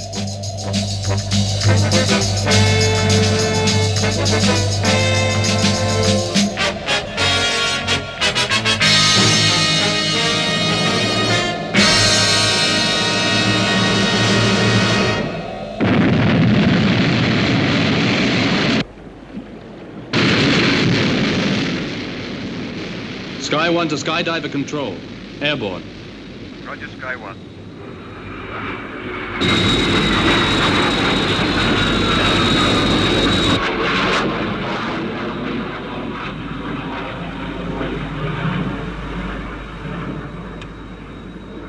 Replacement Sky 1 approaching rendezvous. Roger, Sky 1. Have begun docking procedure.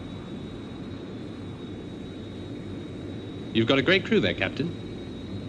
It's been a privilege working with you these past weeks. We've enjoyed your company, sir. Hope you have a good furlough. Don't worry. I really plan to let my hair down.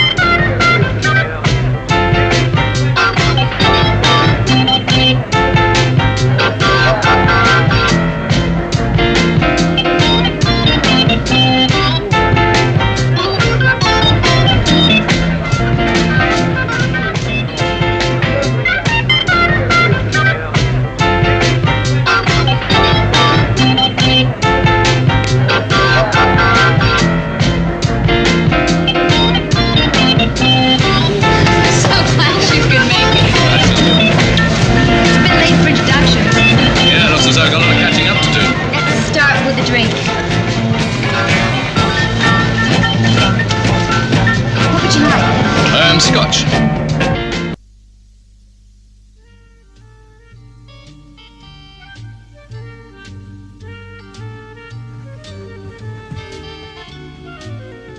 Good night, Sylvia. Good night, Paul. Good night. Good night. Good night. I'll walk you to the door. Why don't you fix yourself a drink? Good night, Sylvia. Thanks for the lovely party.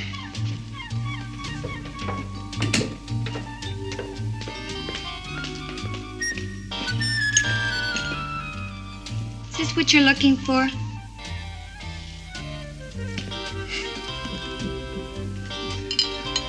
It's a great party. Looks like it. What's the time? 4:30. Do you know, I've got to be up around 7 tomorrow. You poor little thing.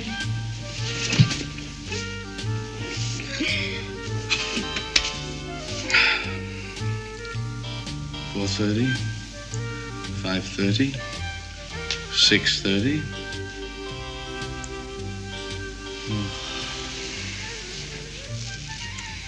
Do you know what you need?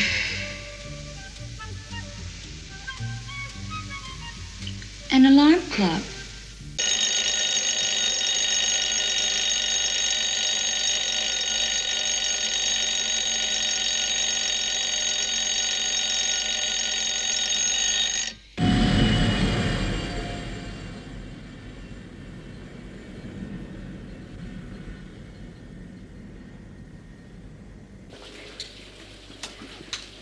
Here's your coffee, Keith. Yeah, that's just what I needed.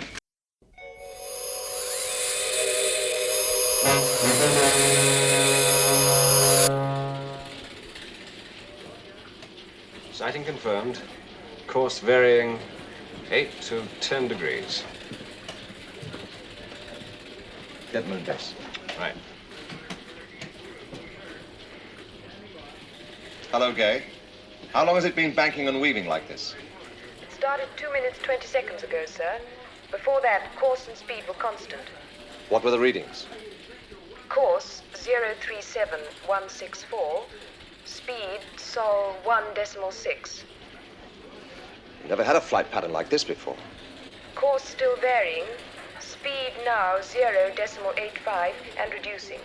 Thank you. How long before Commander Straker comes on duty? What's the panic? A UFO. Its approach is much slower than usual, and it's varying course constantly.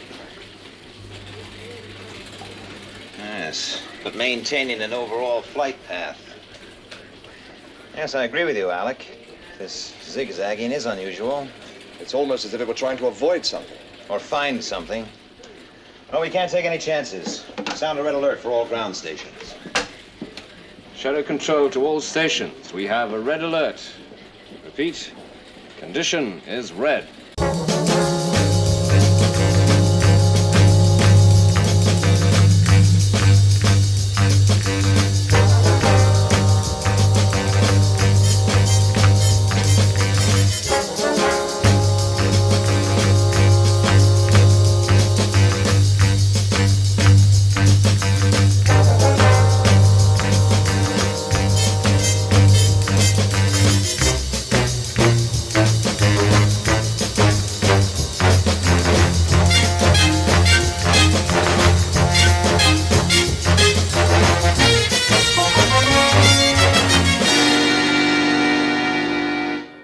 Interceptors, immediate launch. Immediate launch.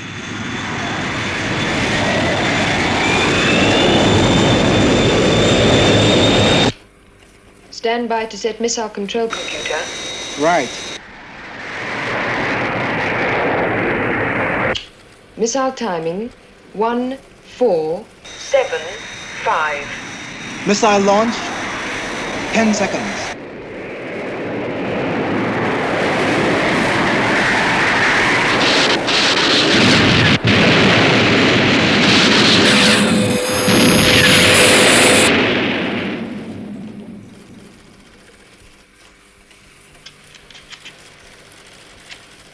Positive.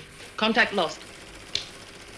Moonbase to shadow control. We hit it, Commander. Well done, Lieutenant.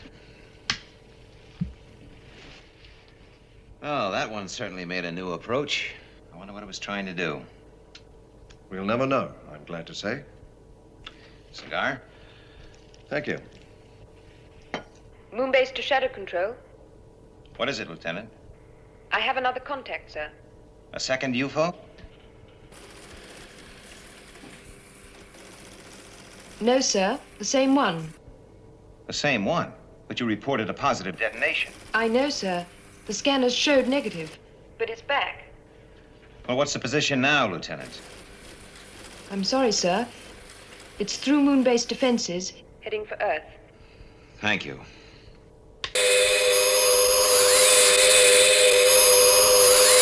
I can't understand how those interceptors missed. It seemed to me that UFO was a sitting target. Maybe that's what we were supposed to think. And that's a good point, Alec. Force the interceptors to release their missiles, avoid them, then it gets a clear run past the moon-base defenses. Where is it now? Range 7 million. Trajectory termination? Difficult to say. It's changing course more violently than before. Nearest we can get is Western Europe. Well, it could be damaged. Lieutenant Ellis reported a strike.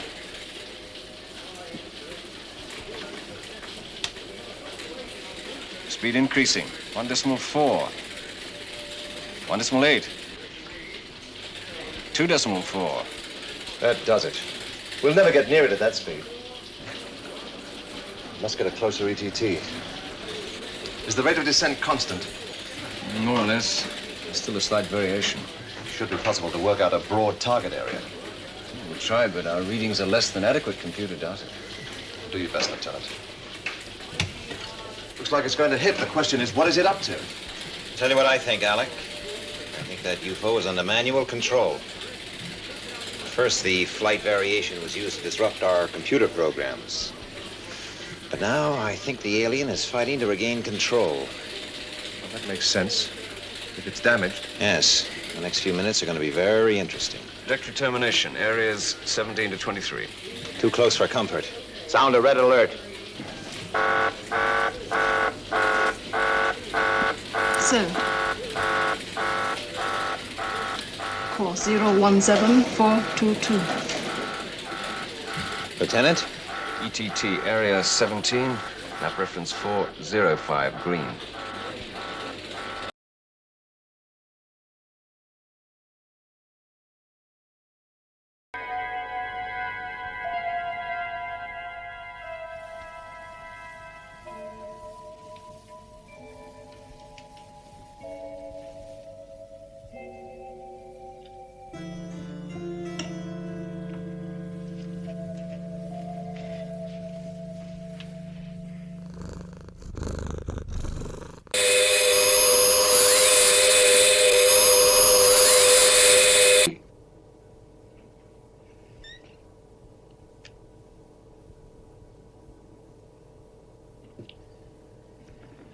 It's wooded, common land.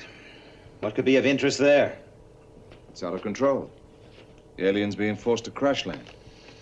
No, somehow I don't think so. I mean, what's it after?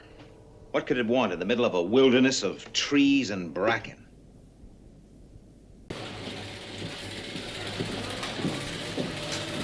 UFO speed decreasing, 12,000 knots, range 1,000 miles.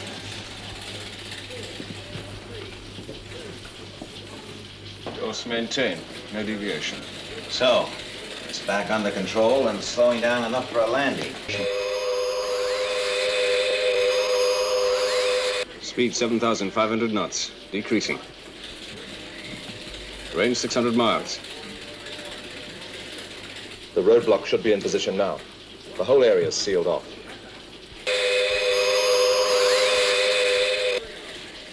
Three minutes to termination.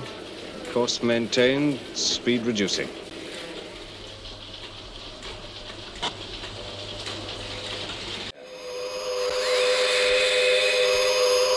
One minute. Course maintained. Speed? Speed increasing.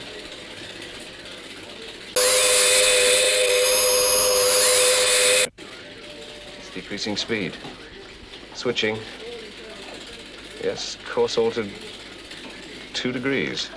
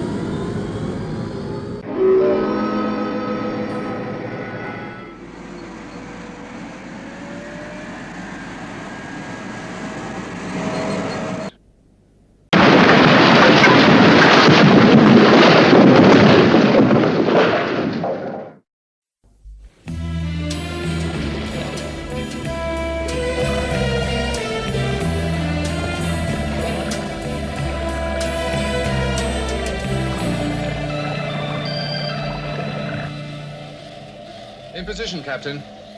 IGR 140288. Right. Take her up 8 fathoms. Prepare surface stations.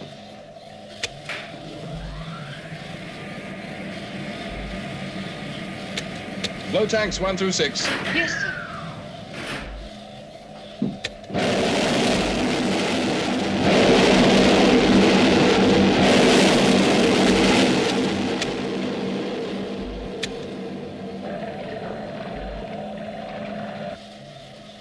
Steady at 8 fathoms, sir. Right.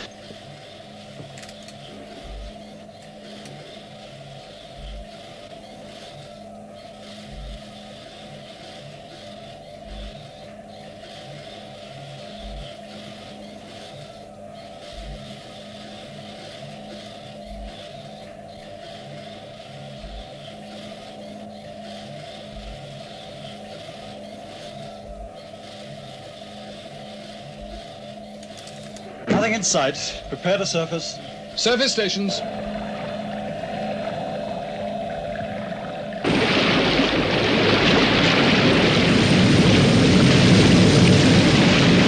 Maintain visual and radar. Watch for surface vessels. Where are we, Lieutenant? Right here, Captain. Fine. Well, we've made good time. Hover cruise at 20 knots. Steer a course 126. Steer 126, speed 20 knots.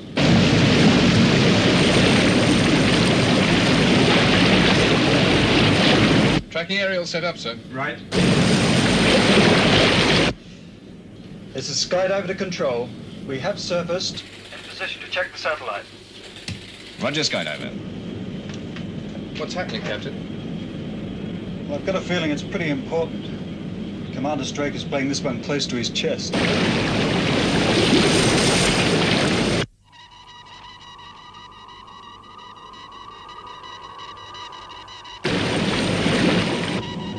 There's the signal. It looks good.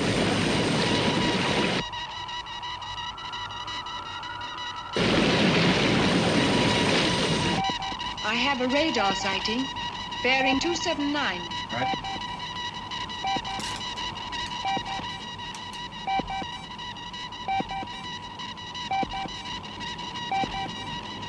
Looks like a freighter. Take it down. Yes, sir. Dive, dive, dive.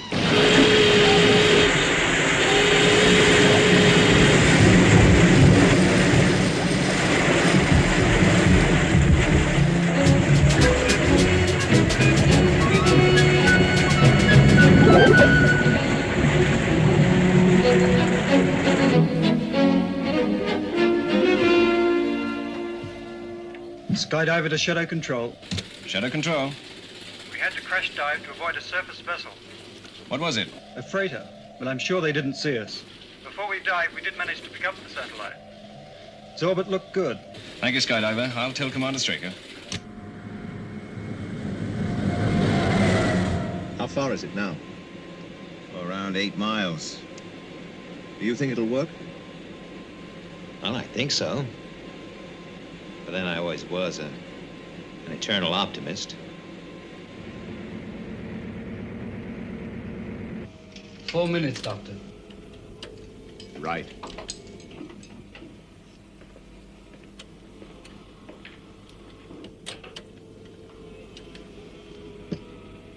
Check area latitude. 10 seconds to transmission check, sir.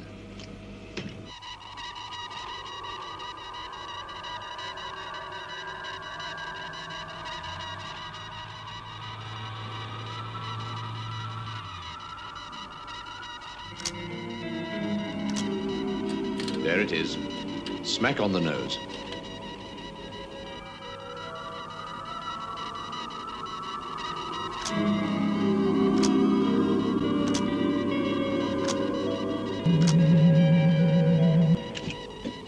The first transmissions are coming through, sir. Signal strength 012147. What's the distortion? Minimal.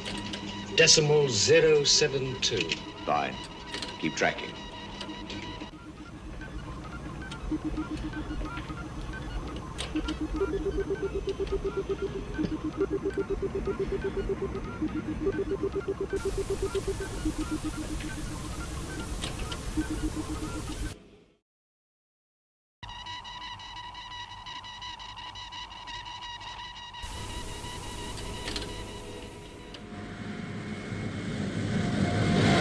I think Dr. Young was a little put out at not being able to see the results. Yes. Security's a word I don't like to throw at a man who goes out of his way to cooperate. Maybe we could send him a couple of prints. Let's wait and see if there's anything on the tape to print.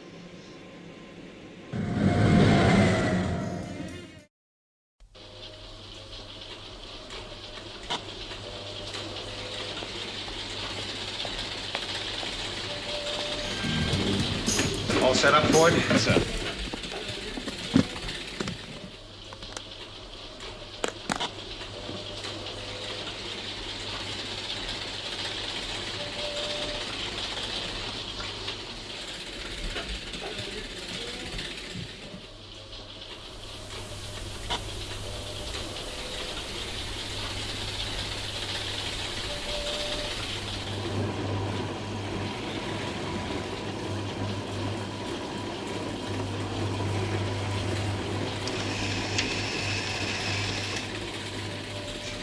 Look at that.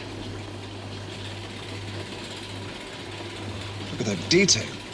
That's taken from nearly 500 miles out. Fantastic quality.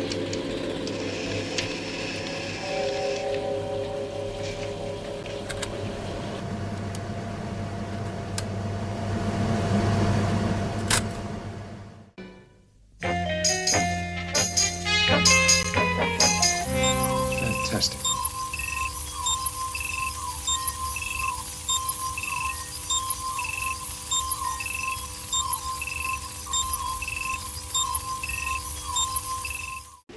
How's it going, Kelly? Pretty well, Commander. In fact, the test run was so successful, there are very few modifications needed.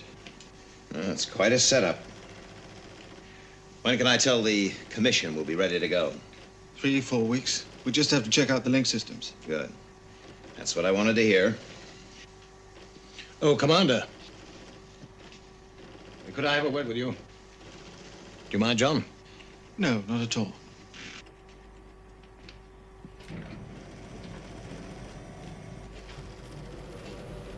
Well, what's on your mind? Tomorrow you're going to ask the Aerospace Commission for $1 billion. Yes, for one of the most important projects Shadow has ever undertaken. Sure. It's the first item on the agenda. There are 53 others. Mine's number 52. It comes right after how much do we spend on new coffee machines. Look, all I'm asking for is $50,000, and the chances are I won't get it. I don't see how I can help you, Kelly. I think my project's important, sir. You could help me. Now, wait a minute. You've done a great job on the device. But you're a group. Group? There are just 2 of us, Commander. But with that $50,000, we could complete the development on the stereo scan. I'd like to help. But I think you're looking the wrong way, Kelly. Space. That's where you should turn your talent. Well, I hope you get your $1 billion. Oh, I'll get it. It's a space project.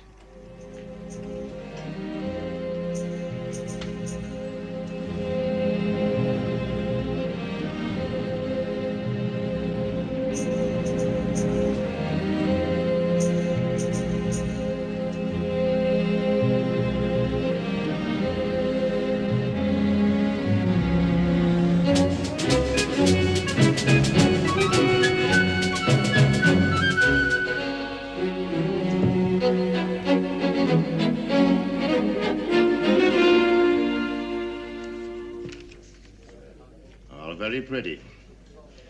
But don't pull a bulldozer job in here, Straker. I won't have to.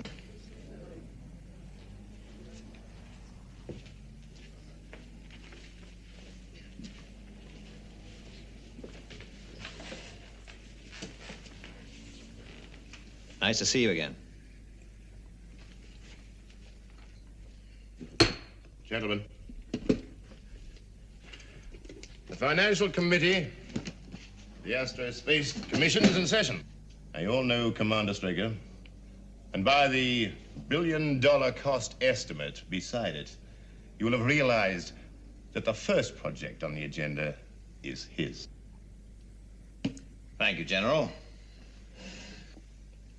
Gentlemen, this drawing shows a standard B-142 space probe. Now, the project will use a modified version of this spacecraft. I'd like you to notice the domed structure here. Now, from this cross-section, you'll see that it incorporates a device which, in layman's terms, can best be described as an electronic telescope. The principle is very simple. It is a telescope which, instead of using light, operates with a stream of electrons. And it's capable of scanning with a magnification of up to times 2,500. Lieutenant Masters. These shots of the Earth were taken from an orbit between 450 and 500 miles out.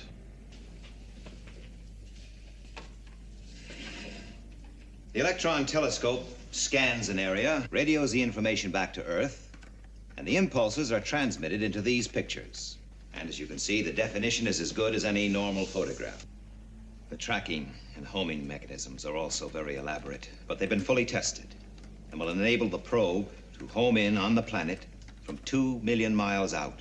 I'm sorry to disillusion you, Straker, but I can get you great shots of the Earth with a $2 camera from a balloon. Yes, I should have been more explicit, General. By the planet, I didn't mean Earth. The purpose of the project, gentlemen, is to enable the probe to track and follow a UFO to its origin. To home in and get high-definition close-ups of the alien planet.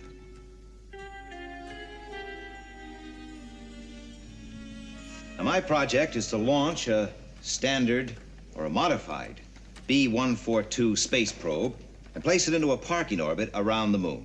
Shadow don't have those kind of facilities. No. We would have to use NASA for the launch. Now, the telescope and the electronics are still on the secret list, so they would have to be fitted by moon-base astronauts after the probe had been placed in a parking orbit.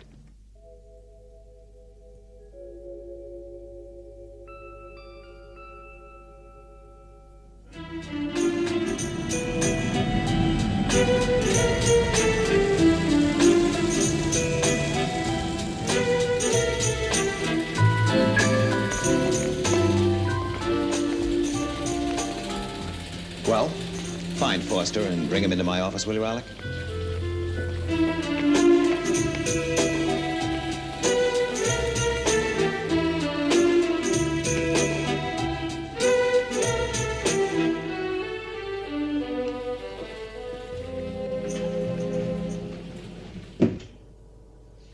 Well, did they approve it?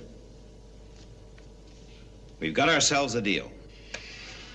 We even got a time slot from NASA. Oh, launch 712 in 4 weeks' time. Well, that's great.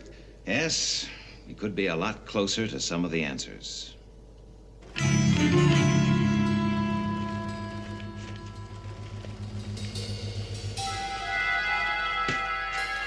Well, there she is, ready to go. Yeah. You know, I've learned a lot in these last weeks.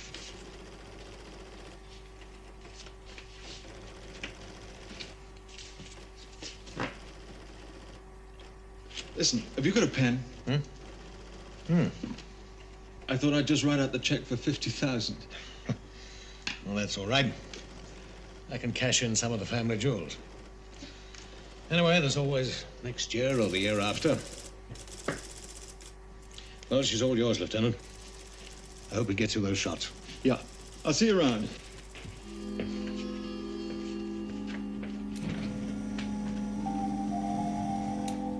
Will Lieutenant Masters report for pre-lunar medical right away?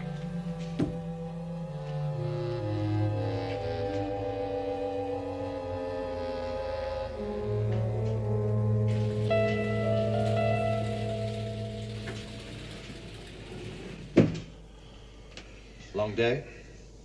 Long month. Well, I think we're set. Oh, listen, I'm thinking of taking Keith Ford with me to Moonbase. Good idea. You're gonna need all the help you can get. Yes.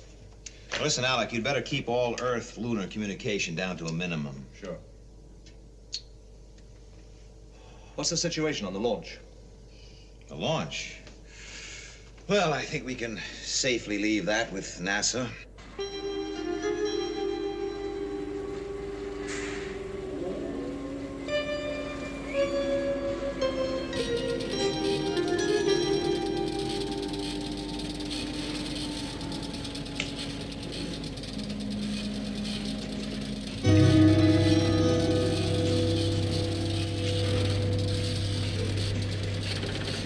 Give me a readout on the master computer.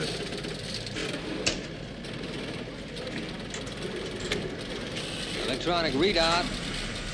A-OK. Countdown continues at T minus 4 hours, 32 minutes, 8 seconds.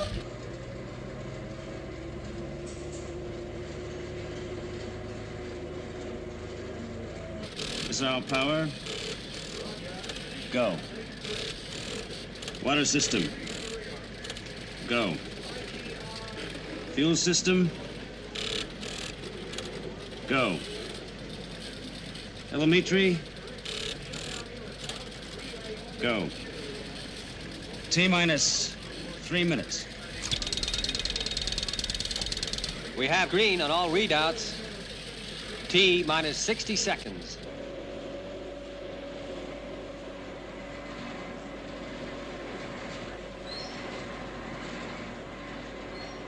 29, 28, 27. We have go for ignition at minus 25, 24, 23, 22, 21. 18, 17. Main stage ignition. 15, 14, 13, 11, 10, 9, 8, 7, 6, 5, 4, 3, 2, 1, 0.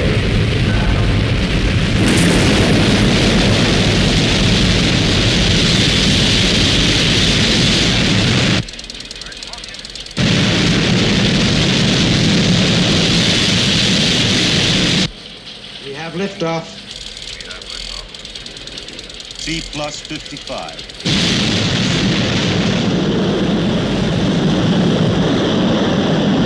T plus 60. 24800. T plus 65. 18 miles down. He looks good.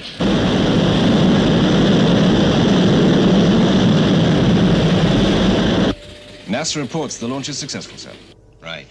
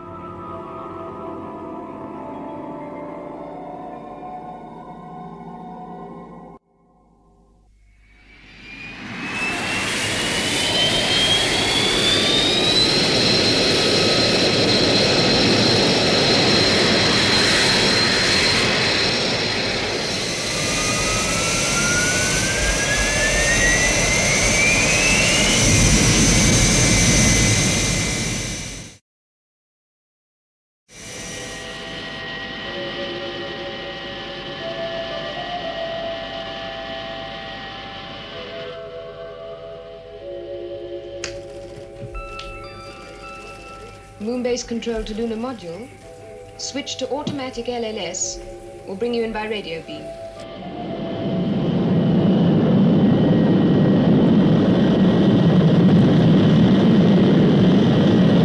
Touchdown, minus 27.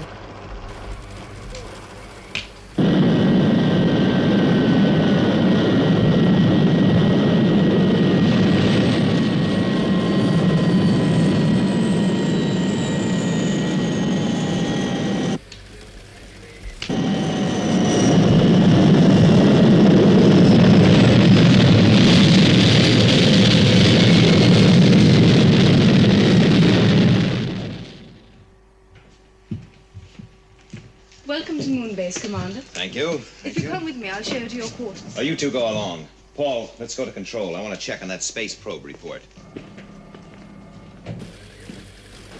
Hello, Commander. Lieutenant, Nina, Joan. How's the flight? Very smooth, thank you. How's everything here? Fine. Oh, Lieutenant, do you have the space probe report? Oh, good, good. Apogee 0.124 below requirement, but we can easily correct it. I've worked out a rough schedule for the astronauts. We understand the probe is to be modified in space. Well, this is great.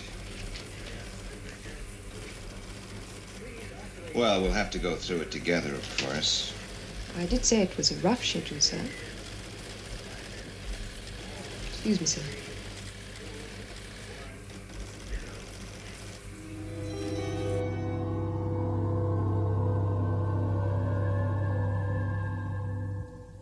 Because of the radio security clampdown, no one on Moonbase knows the purpose of Project Discovery, as it has been codenamed.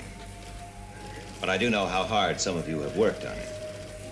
As you know, a modified B-142 space probe has been placed into a parking orbit around the moon. Now, the first phase is to fit specialized equipment into the probe. This equipment has already been shipped to Moonbase from Earth. Phase 2 is to maneuver a UFO into a position where the probe can be activated into a flight pattern which will enable it to follow the alien back to its origin. When the probe gets within 2 million miles of its target, it will start to transmit. With luck, we should get the first close-up shots of another world. It will be our first step in bringing the fight back to the alien planet. Thank you. An exciting situation, Lieutenant. Yes, it is. Look, you've got to get things set up as fast as possible. Right. Who's going out on the probe? Colonel Foster and Lieutenant Masters.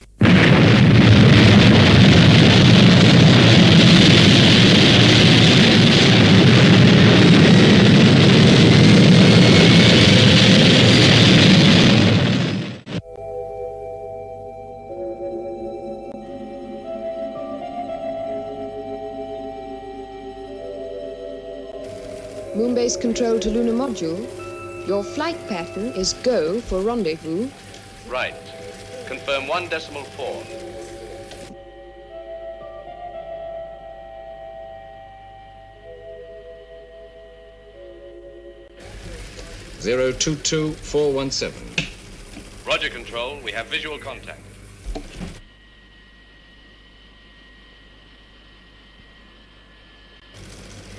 We're in position. Onboard computer reads go for spacewalk. We have green on all systems. Moonbase control to lunar module. Confirm go for spacewalk.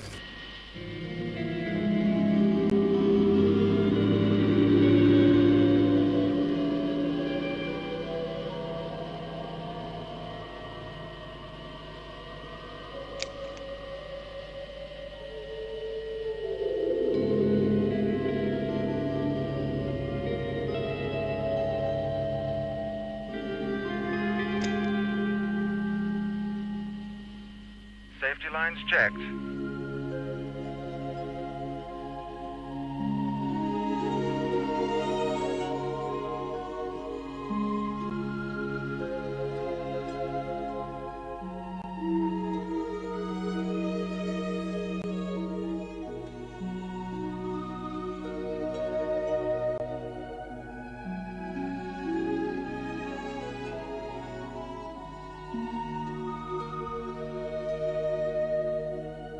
Send out the camera on my signal.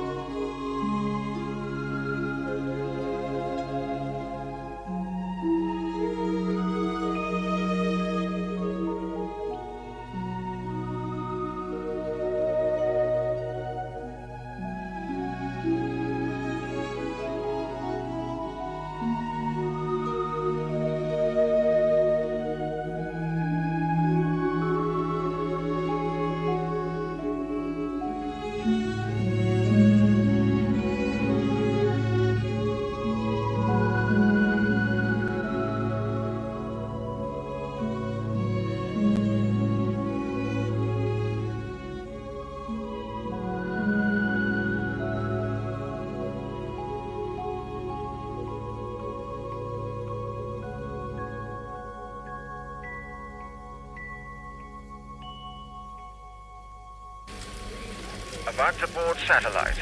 Condition green.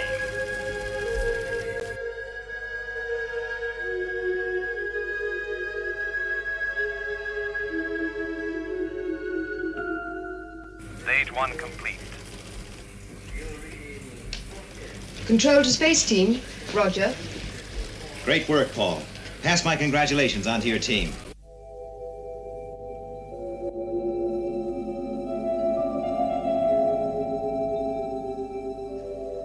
Now, I've asked you all here to explain the next and most vital phase of the operation. Now, the space probe is in orbit. The equipment has been installed and fully tested. Lieutenant Ellis? The problem is to force a UFO into an orbit complementary to the space probes. Then we can activate the tracking systems on the B-142 and enable it to latch on to the UFO. This will involve scheduling the interceptors very precisely. We've made a computer study of UFO approaches, and the general pattern is marked, as you can see. Now, Lieutenant Ellis has compiled an interceptor schedule, but a lot of the decisions will have to be made on the spot. Does that mean we have to play this one by ear? Right. Isn't that dangerous? It involves a certain risk, Colonel. A calculated risk, Lieutenant, based on a careful weighing of human factors as much as logic. Well, all we have to do now is wait for a UFO.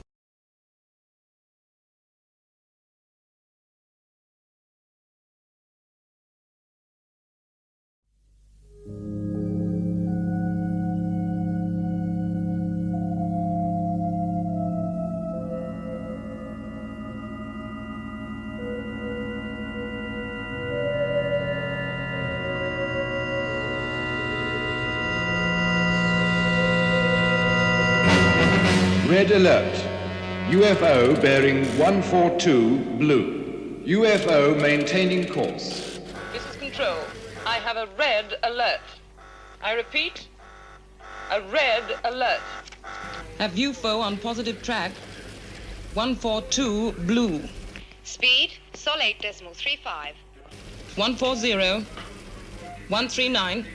SIT has just confirmed. It's coming in on the predicted flight path. Good. Well, she's all yours, Lieutenant.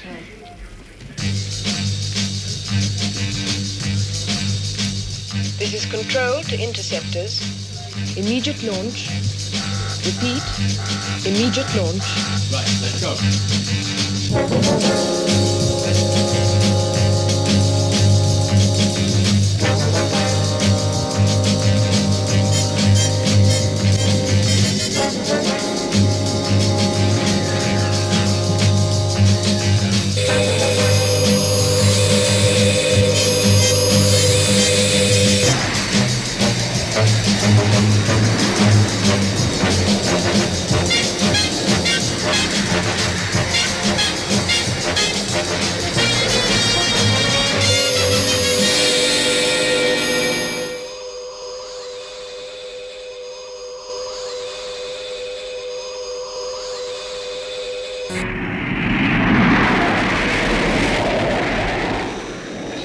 Straker, you all realize how important this mission is. Your controller will be Lieutenant Ellis. Flight plans will be relayed by Lieutenant Ford. UFO maintaining course. Speed Sol minus 8.35. UFO maintaining course and speed.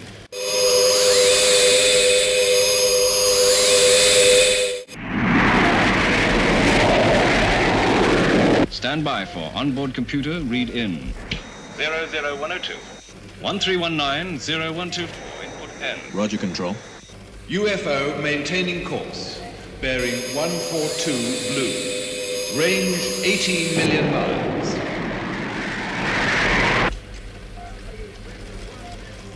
$17 million miles.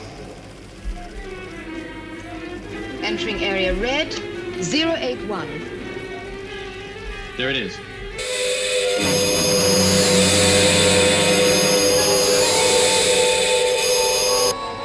It's changing course. UFO entering area red, 084, speed, sol 8.37. We'll have to readjust the schedule. Right. Compute for new flight plan. Right, sir.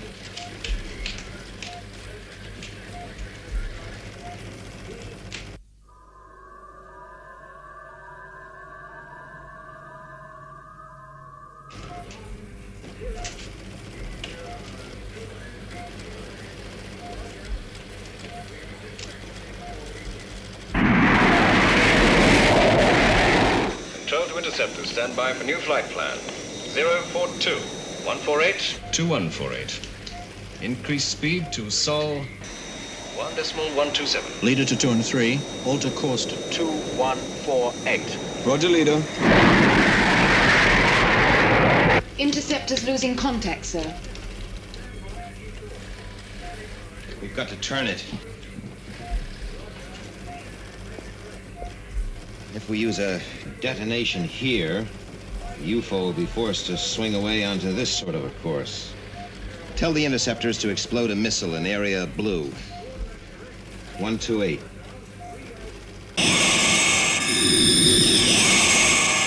Control to interceptors. Break formation. We'll relay new flight plans.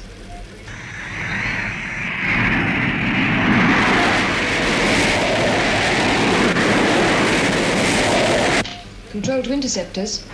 Missile timing 15.18 seconds. Thank you, Control. Commencing missile sequence.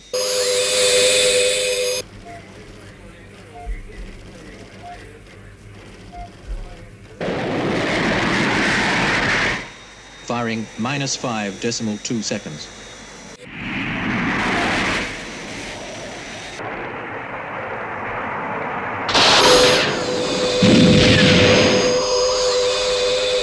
It's altered course.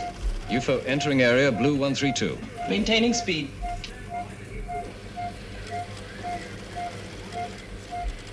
Crossing into blue 133. It's coming round just right.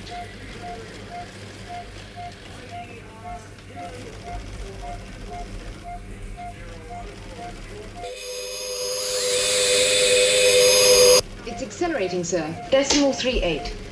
8.39. You have to use a second missile, sir. Are you sure? Yes.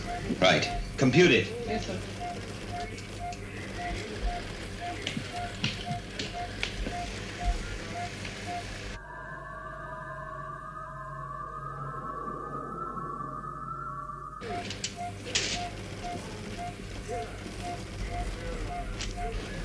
Well? I think a missile in area blue 27 should do it.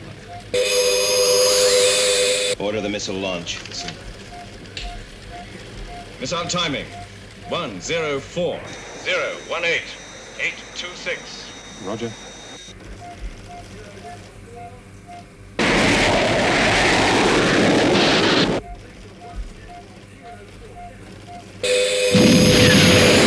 Detonation confirmed, sir. UFO veered to new course. 301. Compute B142. Will link up in 43 seconds.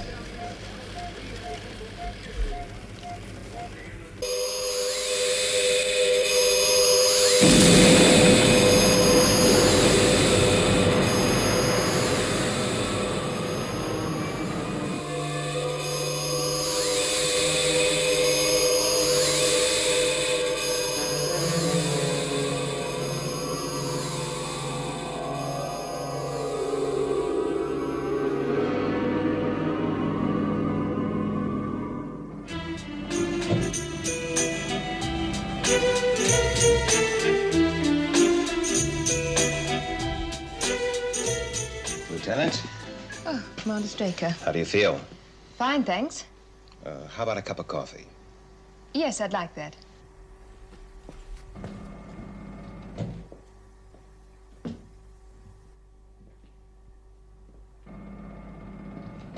How do you like your coffee? No sugar.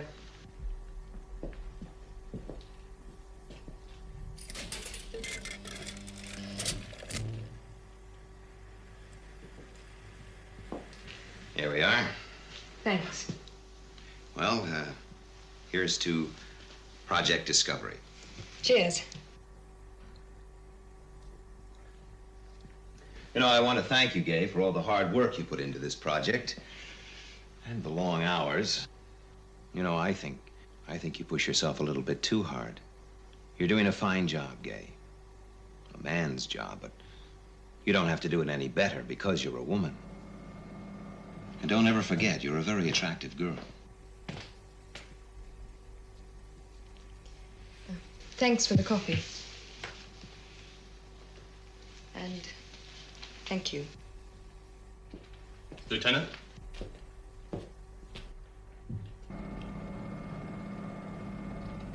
Colonel Foster, Sir. when do we leave? 1800 hours tomorrow, sir. Good. Let me give you a piece of advice, Paul.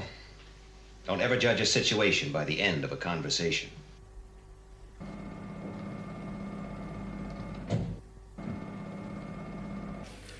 Lunar module takeoff, minus 18 minutes. I just come in to say thank you, girls.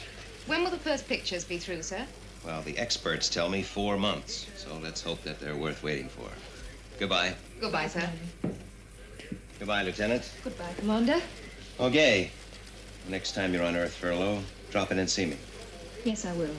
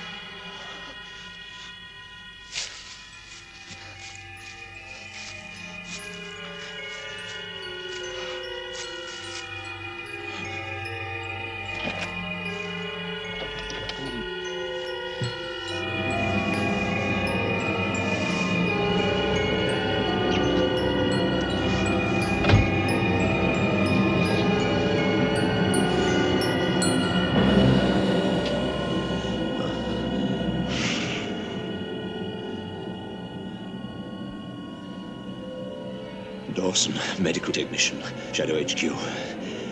I'll be on duty in an hour.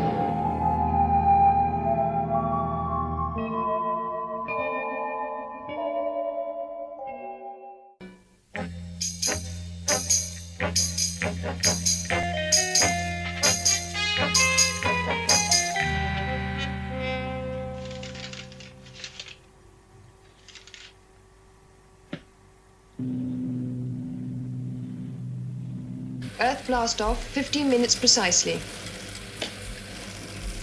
All personnel for leave report to control sphere immediately. Will Paul Roper report to control sphere immediately? Countdown is proceeding.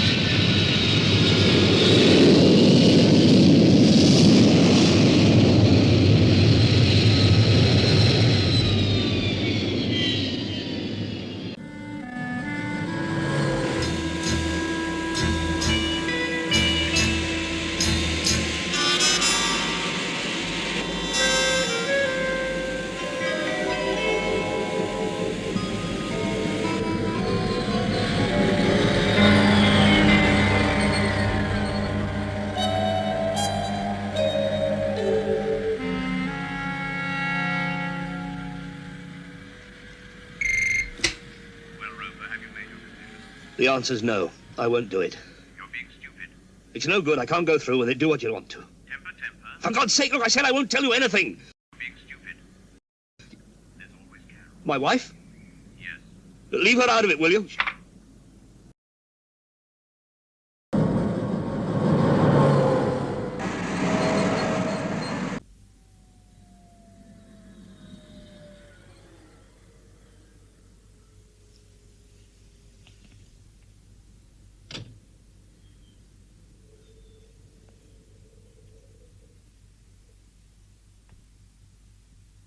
Paul? Paul, is that you? Paul?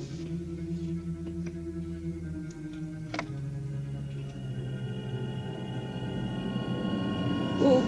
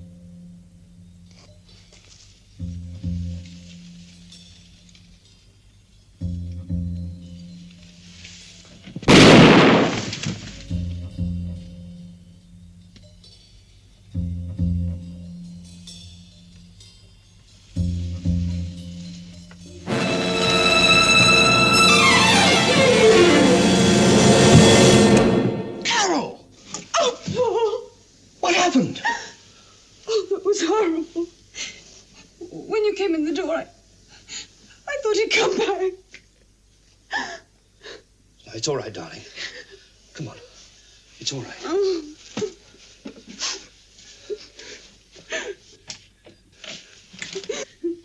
Come on. Come on, it's all right, my darling. It's all right. Sit down. I'm sorry. Now, calm down, darling. It's all right. I'm here. Look.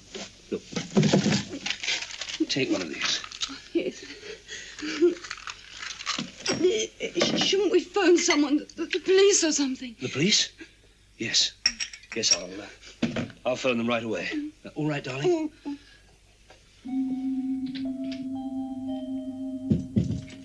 Leave the door open.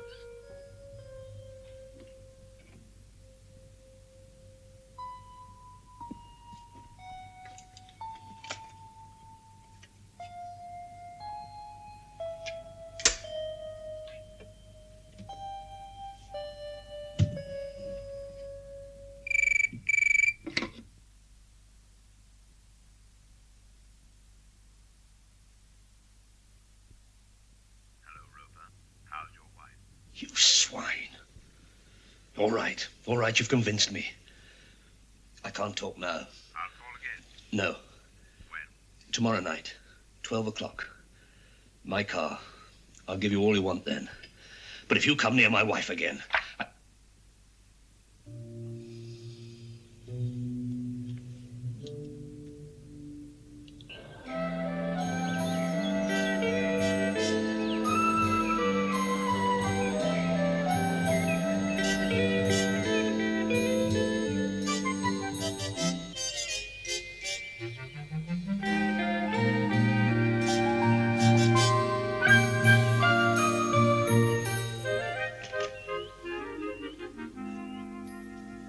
Carol. Hello, darling. How do you feel? Fine. That pill suddenly did the trick. Yes. Listen, you mustn't worry about last night. It's all right now. Thank you, darling. Tea? You phoned the police? Yes. They came round. You were asleep. They seem to think your scream frightened him off. You did scream. Yes. Well, you can forget it. They caught him. Picked him up a couple of miles along the road. What did he want? Oh, just an intruder. Apparently they've been after him for some time. Will I have to make a statement? I don't know. Or maybe not. It's an open and shut case. Look, darling, I've got to go. I'll ring you. Are you sure you'll be all right? Yes, really. Bye. Bye, darling. Drink your tea.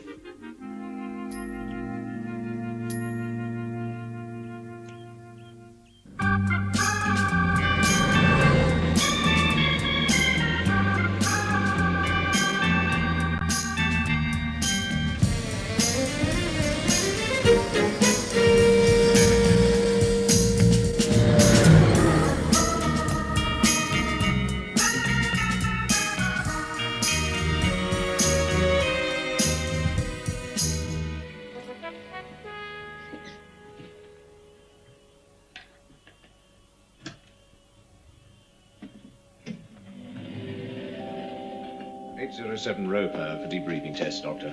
Thank you. This way, Roper.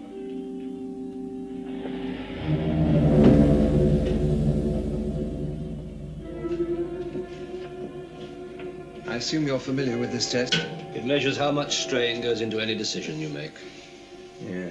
It's amazing how hard we work even on the simplest decisions, like whether or not to have a cup of coffee. This is your monitor here. On big decisions, the stress can render a man useless. Right. All set? Start the test.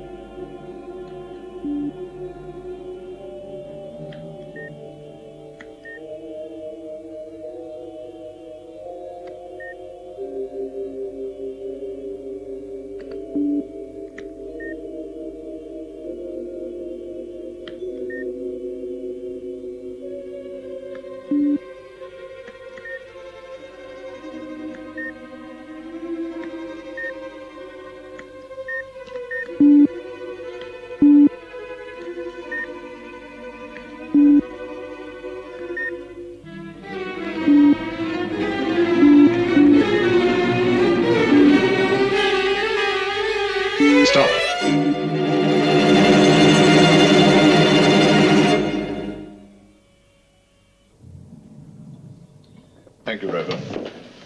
Oh, sorry. Just the man I was looking for. For me? To ask you to come and have a drink. Oh, no, I'll take a rain check on that. Something on your mind? Oh, nothing, no. It's these kids' games. The debriefing test? Yeah. It's not like you, Paul. Well, maybe I'm getting old. Why, they're not just for amusement. All right, let's forget it, shall we? I've got to ring Carol. I'm taking her out this evening. Sure, how is she? She's fine. Fine. Oh, look, I'll see you later for that drink, Alec. Okay? Sure. See you.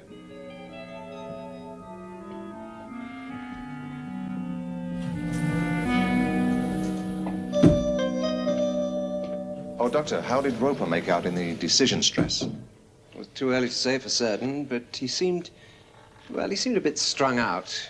Indications of supernumerary stress factors during his last tour of duty. Any ideas? Not at this stage. Could be anything. Boredom, misses his wife. See you.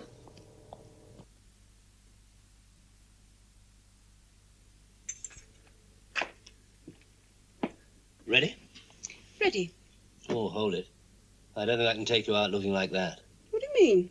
Oh, people might say, what's that beautiful young girl doing out with a broken-down old wreck? Well, don't worry. I can always tell them I married you for your money. They didn't ring. Who? Police. Come on, Cradle Snatcher. I'm hungry.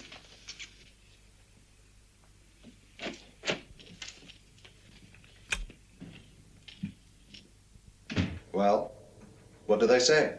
Not good. The stress decision tests are positive. Signs of anxiety, traces of tension, and traces of neurosis. And the observers report similar findings. Decision-making below par, reflexes bad, impetuosity, nervousness. I don't believe it. Oh, it's all down here. He's an out-and-out risk, Alec, and we can't afford to take chances. I've known Paul Roper for years. Well, take a look at the facts, Alec. The man's a mess. I don't know why. Check him.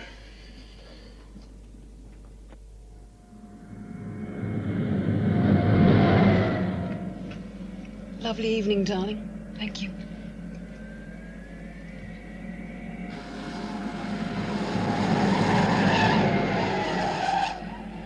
Hey, I'm not Cinderella, you know. What? Oh, don't drive so fast. I don't have to be home by midnight. Sorry.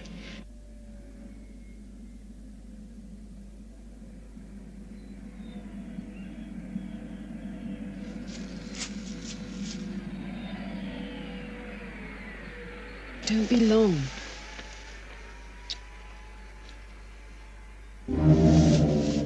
I thought I saw someone. What? It's nothing. We're both tired. It's nothing. Come on. I'll see you into the house.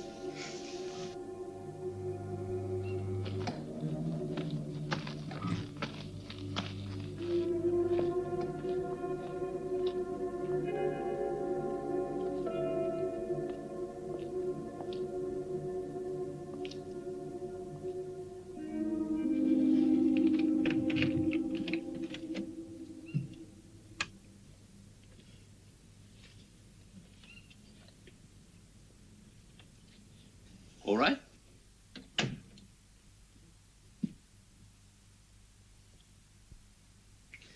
Come on.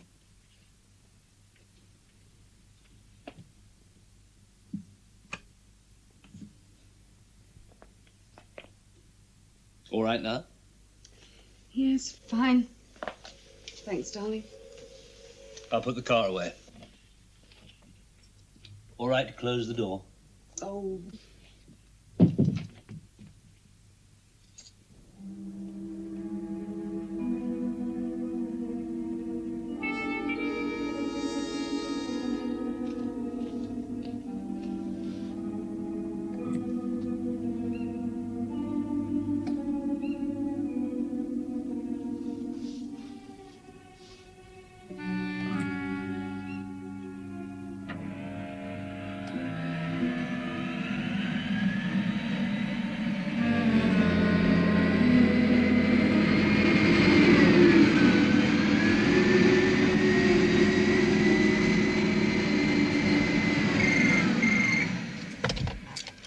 Yes?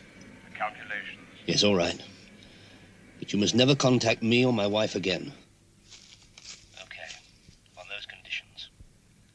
Ready? Begin. 42 degrees, 2 minutes, angle 84. 58 degrees, 7 minutes, angle 65. Go down 2. 68 degrees, 7 minutes. Position 33 degrees. Down 2. Alternate coordinates 2742. Now down 3.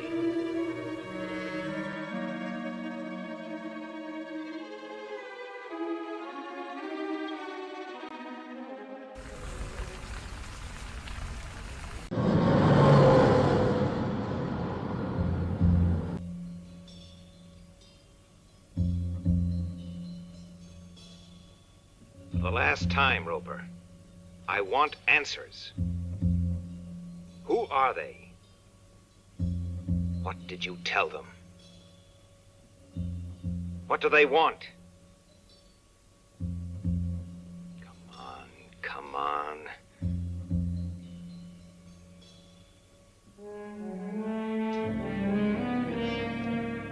You're pushing it too hard. You've got to make him talk, Alec. Let's try another angle. Money. No. Blackmail. I don't see it. Well, threats, violence. His wife, maybe. All right. Tell me about her. Carol? She's young, attractive. Roper's crazy about her. I could understand it if she Understand it? Can't you accept the fact that he's a traitor? I know that. But it's also a matter of degree. Degree, nothing. It's what he's told him that matters, not why. Well, you say he's crazy about his wife. We'll see just how crazy. All right, Roper. Let's take it from the beginning, once more. Just a moment, Doctor. All right, Roper. So it's your wife.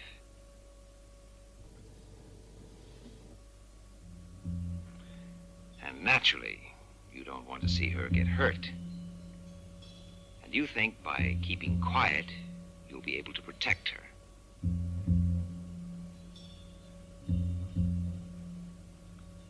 You tell us what we want to know. That's the best way to give her protection. 7 minutes. Position, 33 degrees.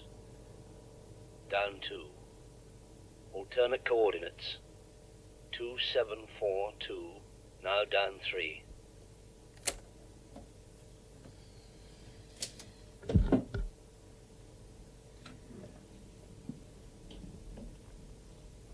Numbers. Angles. What do they mean, Roper? I was given program numbers for SID, told to feed in certain information, memorize the results. So, we've got a batch of data. But how do we apply it? I can give you the data, not the significance. You mean to tell me you didn't know what you were doing when you handed over those figures? No. And we're going to have to put everything into finding out.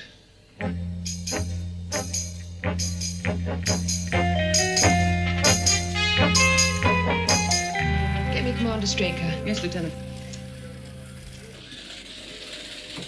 Well, keep working on it, Lieutenant. Is there any deal from Sid? So far, we've got a series of three-dimensional direction indicators. Now, what does that mean? Well, it's like some sort of navigation course, only in 3 dimensions. So it's a course for some sort of space vehicle to steer. A UFO? Could be. Well, as you say, Lieutenant, it's not much, but maybe it's a start. Let me know the moment you have anything. Right. Flight path. But to where? Well, let's see what we've got. Some sort of a flight path. And the fact that they chose Roper to do their dirty work. Why? 1, because he had access to SID and understood its operation better than most. And 2, they knew he was particularly vulnerable where his wife was concerned. He's told us all he knows. Yes. Except who his contact was.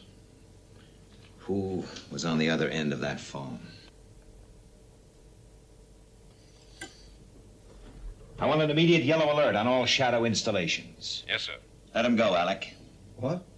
Let Roper go in 1 hour's time. Your key is still down, sir. Oh, thank you. Very neat. You've just let the whole base know we're going to release Roper in an hour. Yes. I've been thinking about Roper's contact, Alec. Whoever he is, he would have to be able to radio moonbase. He would know Roper's movements on Earth. Have access to his records. There's only one answer. You mean someone on this base? Yes, someone on this base. Let him go, Alec. We must draw them out into the open. Okay. Roger, I've got that. Now, one moment, moonbase. Lieutenant Ellis for you, sir. Straker. I've had Joan Harrington work over Roper's figures. And what does she make of them? They describe relative planetary positions. For which planets? Considering the urgency of the problem, there seemed to be no choice but to make an educated guess. All right, Lieutenant, educate me. The relative position of the Sun, Moon, and Earth would fit Roper's figures. One snag.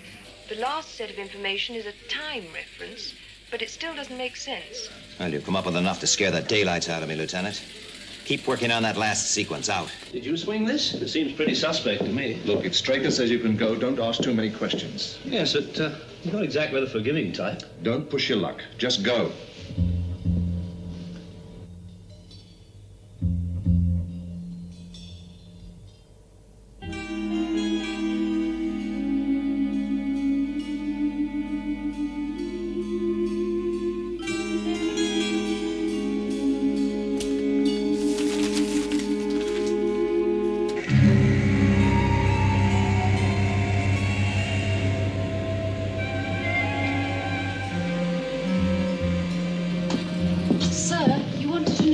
Left.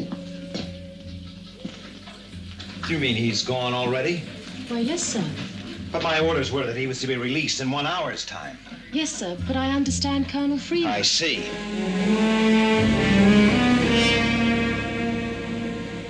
Signal a maximum security alert and get me Captain Carlin on SkyDiver. Right, sir. Attention, all defense systems. This is a maximum security alert. Attention, all defense systems. This is a maximum security alert. Condition red. Your instructions have been received and understood. Standing by.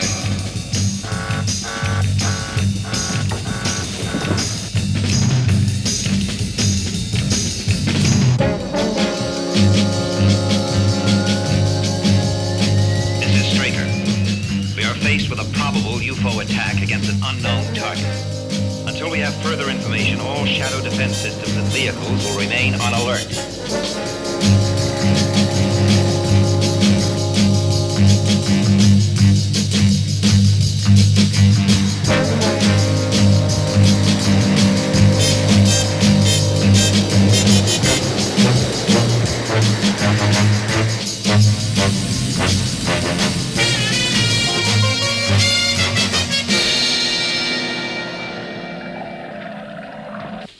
Maximum security alert operational, sir. Captain Carlin standing by. Right.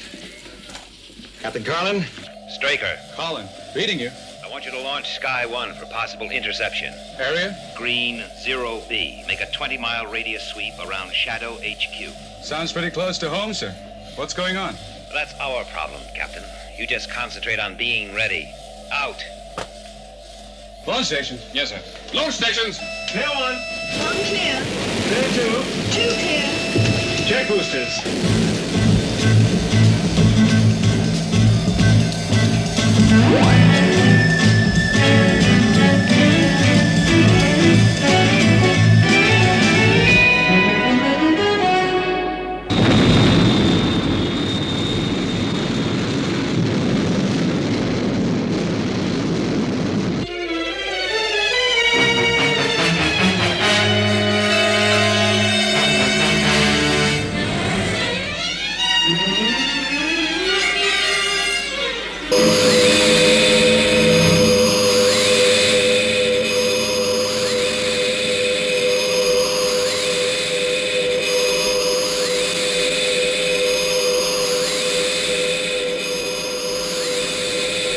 Have relocated UFO in area 427 Blue. Get me Captain Carlin immediately. Yes, sir.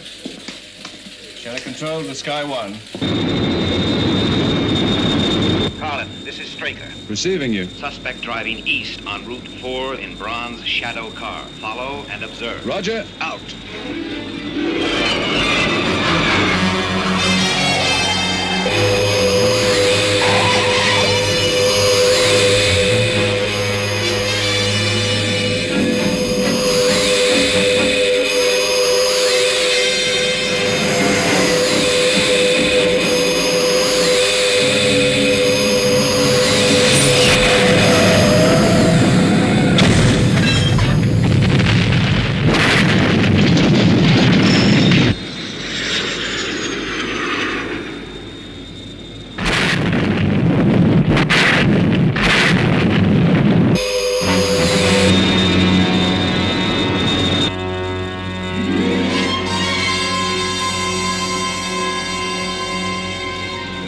Sky 1 is Shadow control. I'm positioned over target area. Building below destroyed. You can see no sign of life. Request UFO fix and attack coordinates. Roger, Sky 1.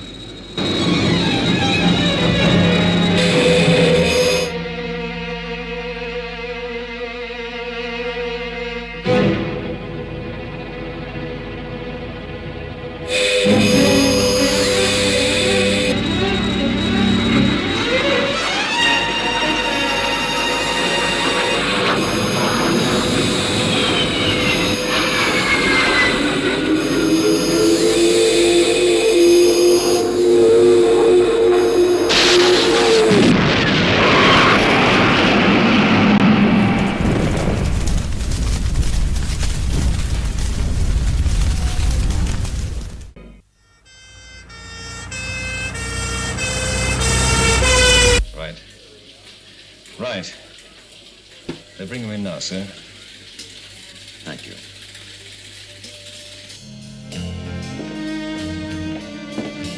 Hold it a moment.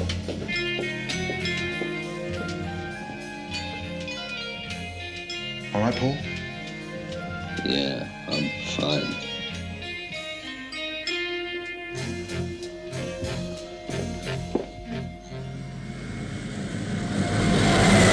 Maintain surveillance for Shadow Medic Dawson.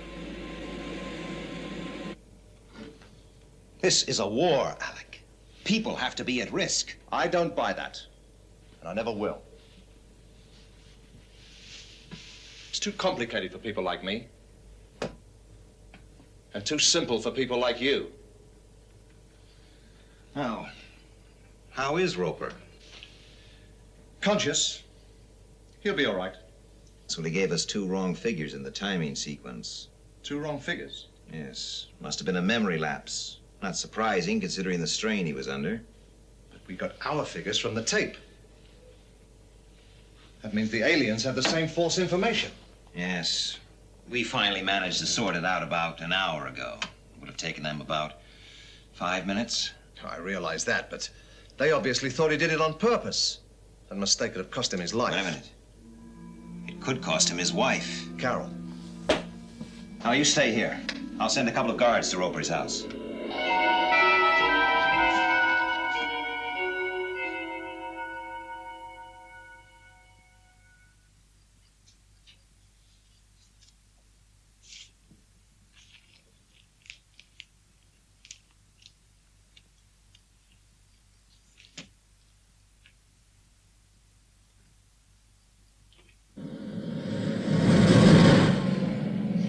We've just passed the Rapton flyover. ETA Roper's house, 6 minutes.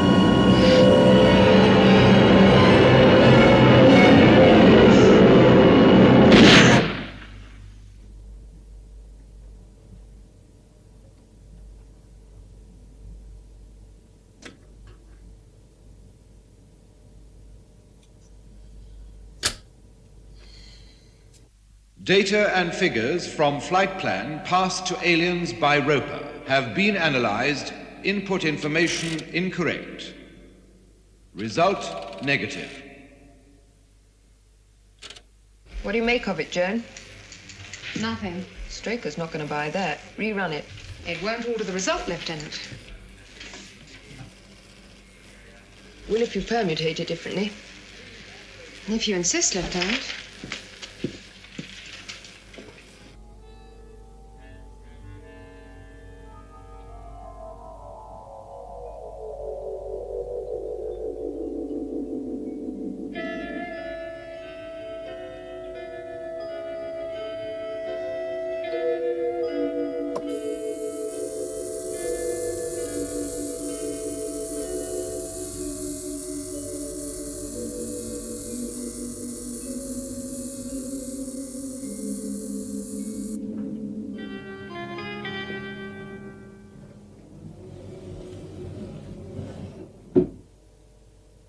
Dawson died 10 minutes ago. Yes. Shotgun makes quite a mess. The doctors found this.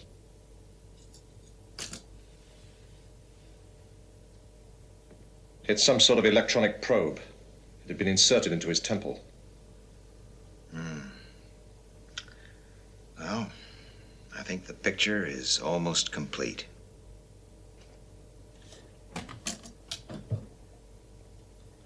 Come over here, Alec. Watch this.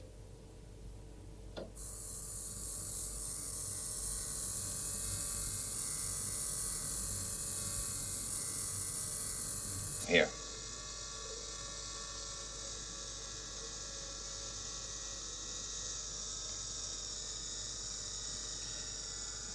There. Sunrise on the moon. Exactly. That's how they plan to make the attack. Flying across the lunar horizon at sunrise, keeping between moonbase and the sun. Visually undetectable. Totally. But it would be picked up by moonbase radar the moment it crossed the horizon. No. Not if the attack were planned to coincide with heavy sunspot activity. Like that predicted in 2 days' time.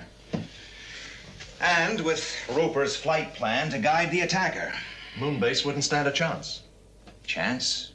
Well, we have Roper's flight plan too, remember? I don't see how we can stop it. One man, on his own, at a predetermined position out on the moon's surface. Rocket launcher, polarized visor. It'd be suicide. Possibly. But you can't expect a man to... I don't need a volunteer, Alec. You mean Roper? And I suppose you used this to twist his arm. Oh, I didn't have to. He's doing it to try and even the score. And when are you going to tell him? Maybe you'll never need to know.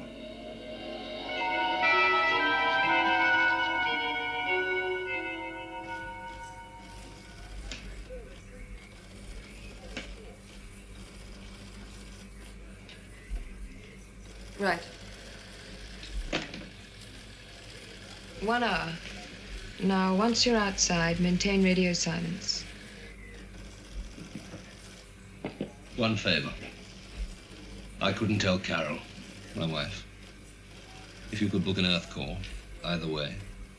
You know what I mean. I'll sort things out when you get back. All set? All set. Good. Begin stage 1. Oh, Roper. Good luck. Safety check 1. Safety check 1. Prepare for exit procedure.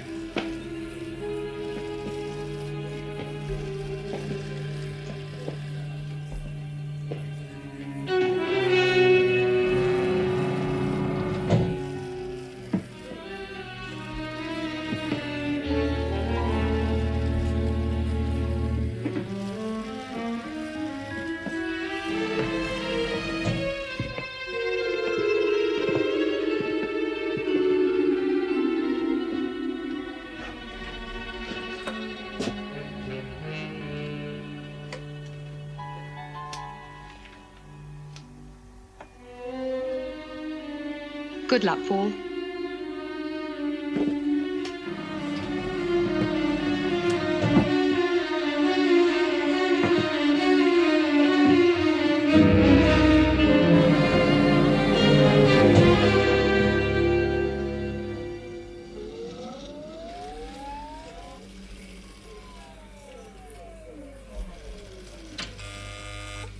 Depressurized. Open outer doors. Stand by for exit.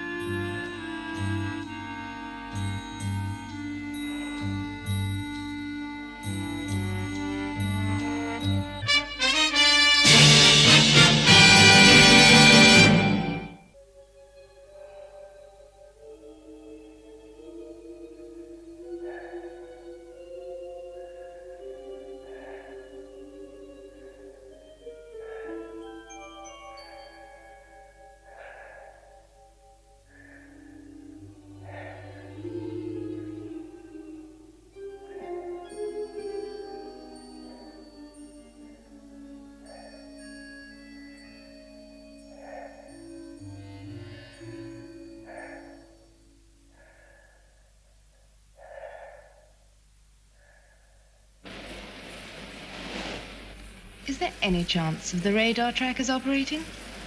Not with all this sunspot activity.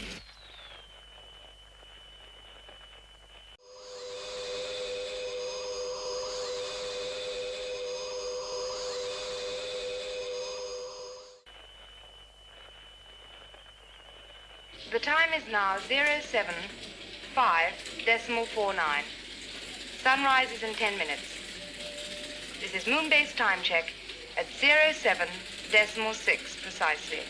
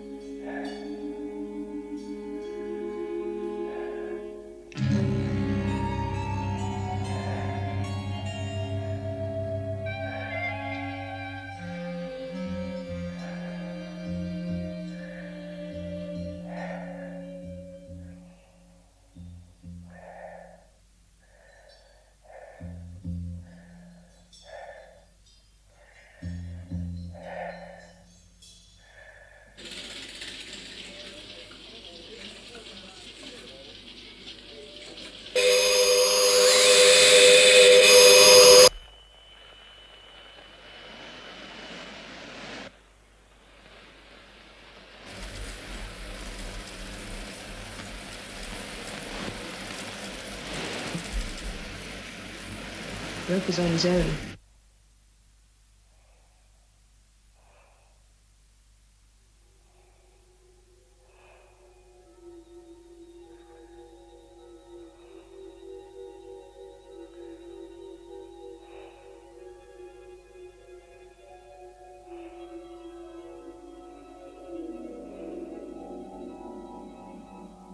"23 seconds since sun-up, Lieutenant."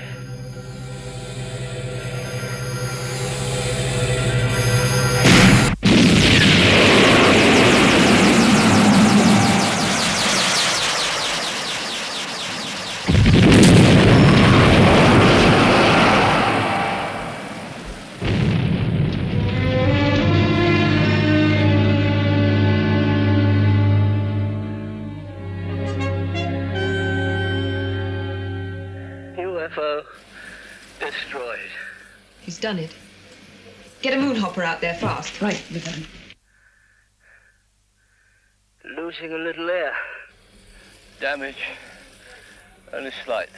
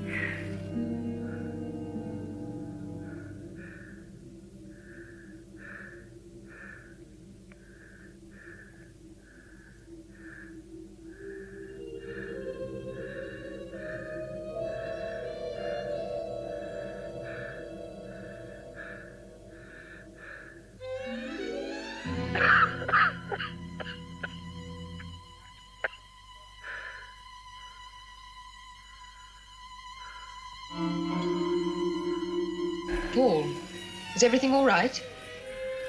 Yeah. Sure. Listen, a moonhopper is on its way. It'll be with you in minutes. Fine.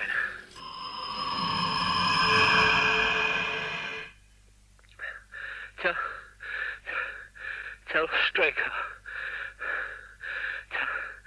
Tell him I hope this evens things up. Paul. Tell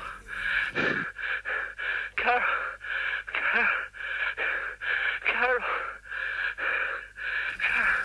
Paul. Roper. Roper.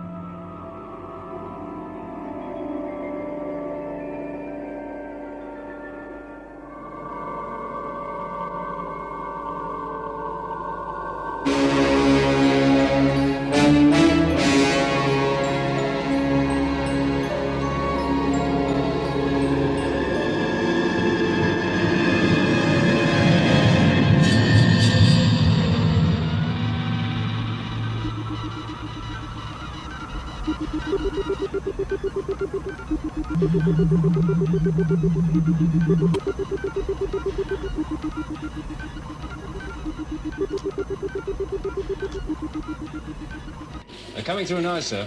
Right. Feed it through the decoder straight into printout. Right, sir.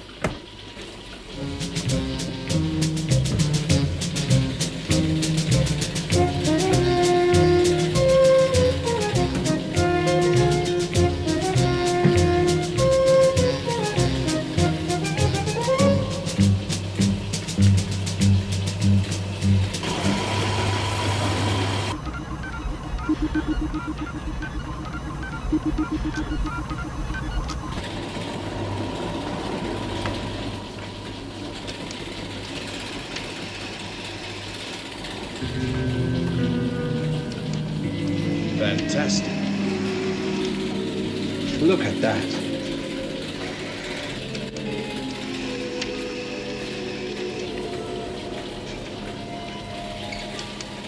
Tell the lab I want the preliminary report in 24 hours. Yes, sir. We've got the answers, Alec. We've got the answers.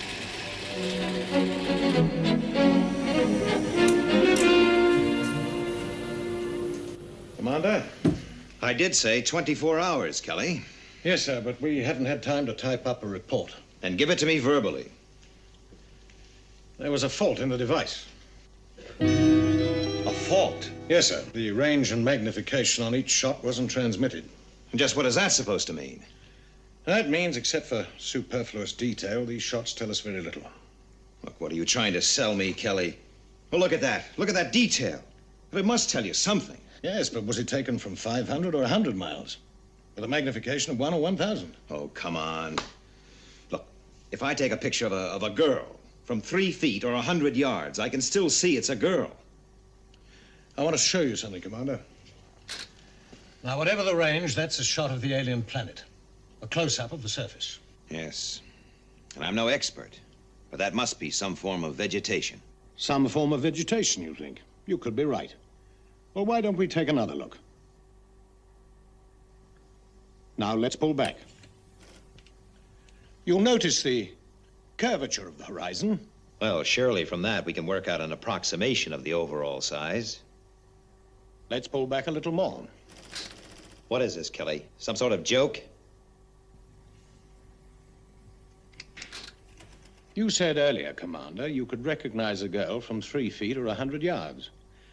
What about when the shot is from 30 inches, with a magnification varying from 0 to 10,000?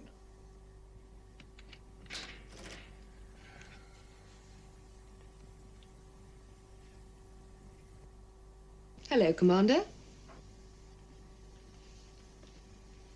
Lieutenant? Thank you. You can relax now. Hold it there a moment, will you, Lieutenant?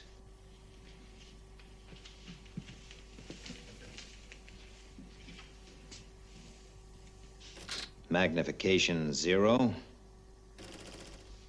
times 10, 100, 1,000.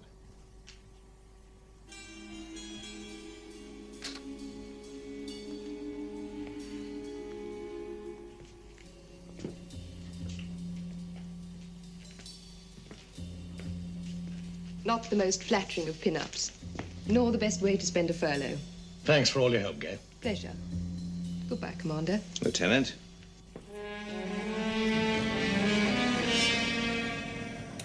Yes. I'm beginning to see the problem. I'd like you to have a look at that monitor. What would you say this is, Commander? Well, before your demonstration, I would have said a lava formation of some kind. Actually, it's a section of fractured polystyrene. It's incredible. Here's another. From the structure in the center, it could be a building. In fact, Commander, it's a grain of pollen. Another shot which could well be taken for a strange rock formation. Yes, I have to agree. Puffed wheat, sir. Without knowing details of range and magnification, the lava flow becomes a piece of shattered polystyrene, magnification times 2155. A pollen grain becomes a futuristic building, and a grain of puffed wheat, a rock formation. Tell me, how are these shots produced? Well, microphotography is well established, but the secret is three-dimensional effect, the depth of focus. It's been known for 25 years, but it needs development. So, while we've all been looking into outer space, men like you have been sitting on this. Inner space, your pet project. Yes. It's a vast area, almost completely unexplored. But I believe it'll give us the answers to some of the basic questions about the universe, and even life itself. Well, maybe we've all been looking the wrong way. You know, when you really think about it, everything in this office, every object, even a speck of dust, contains billions of particles. And each particle is made up of millions of atoms. A whole universe within these four walls. I walk along a beach, stand with millions of grains of sand beneath my feet. Is everything we know, this office, our world, the vastness of space itself, inside one grain of sand on another beach, on another world, in another universe?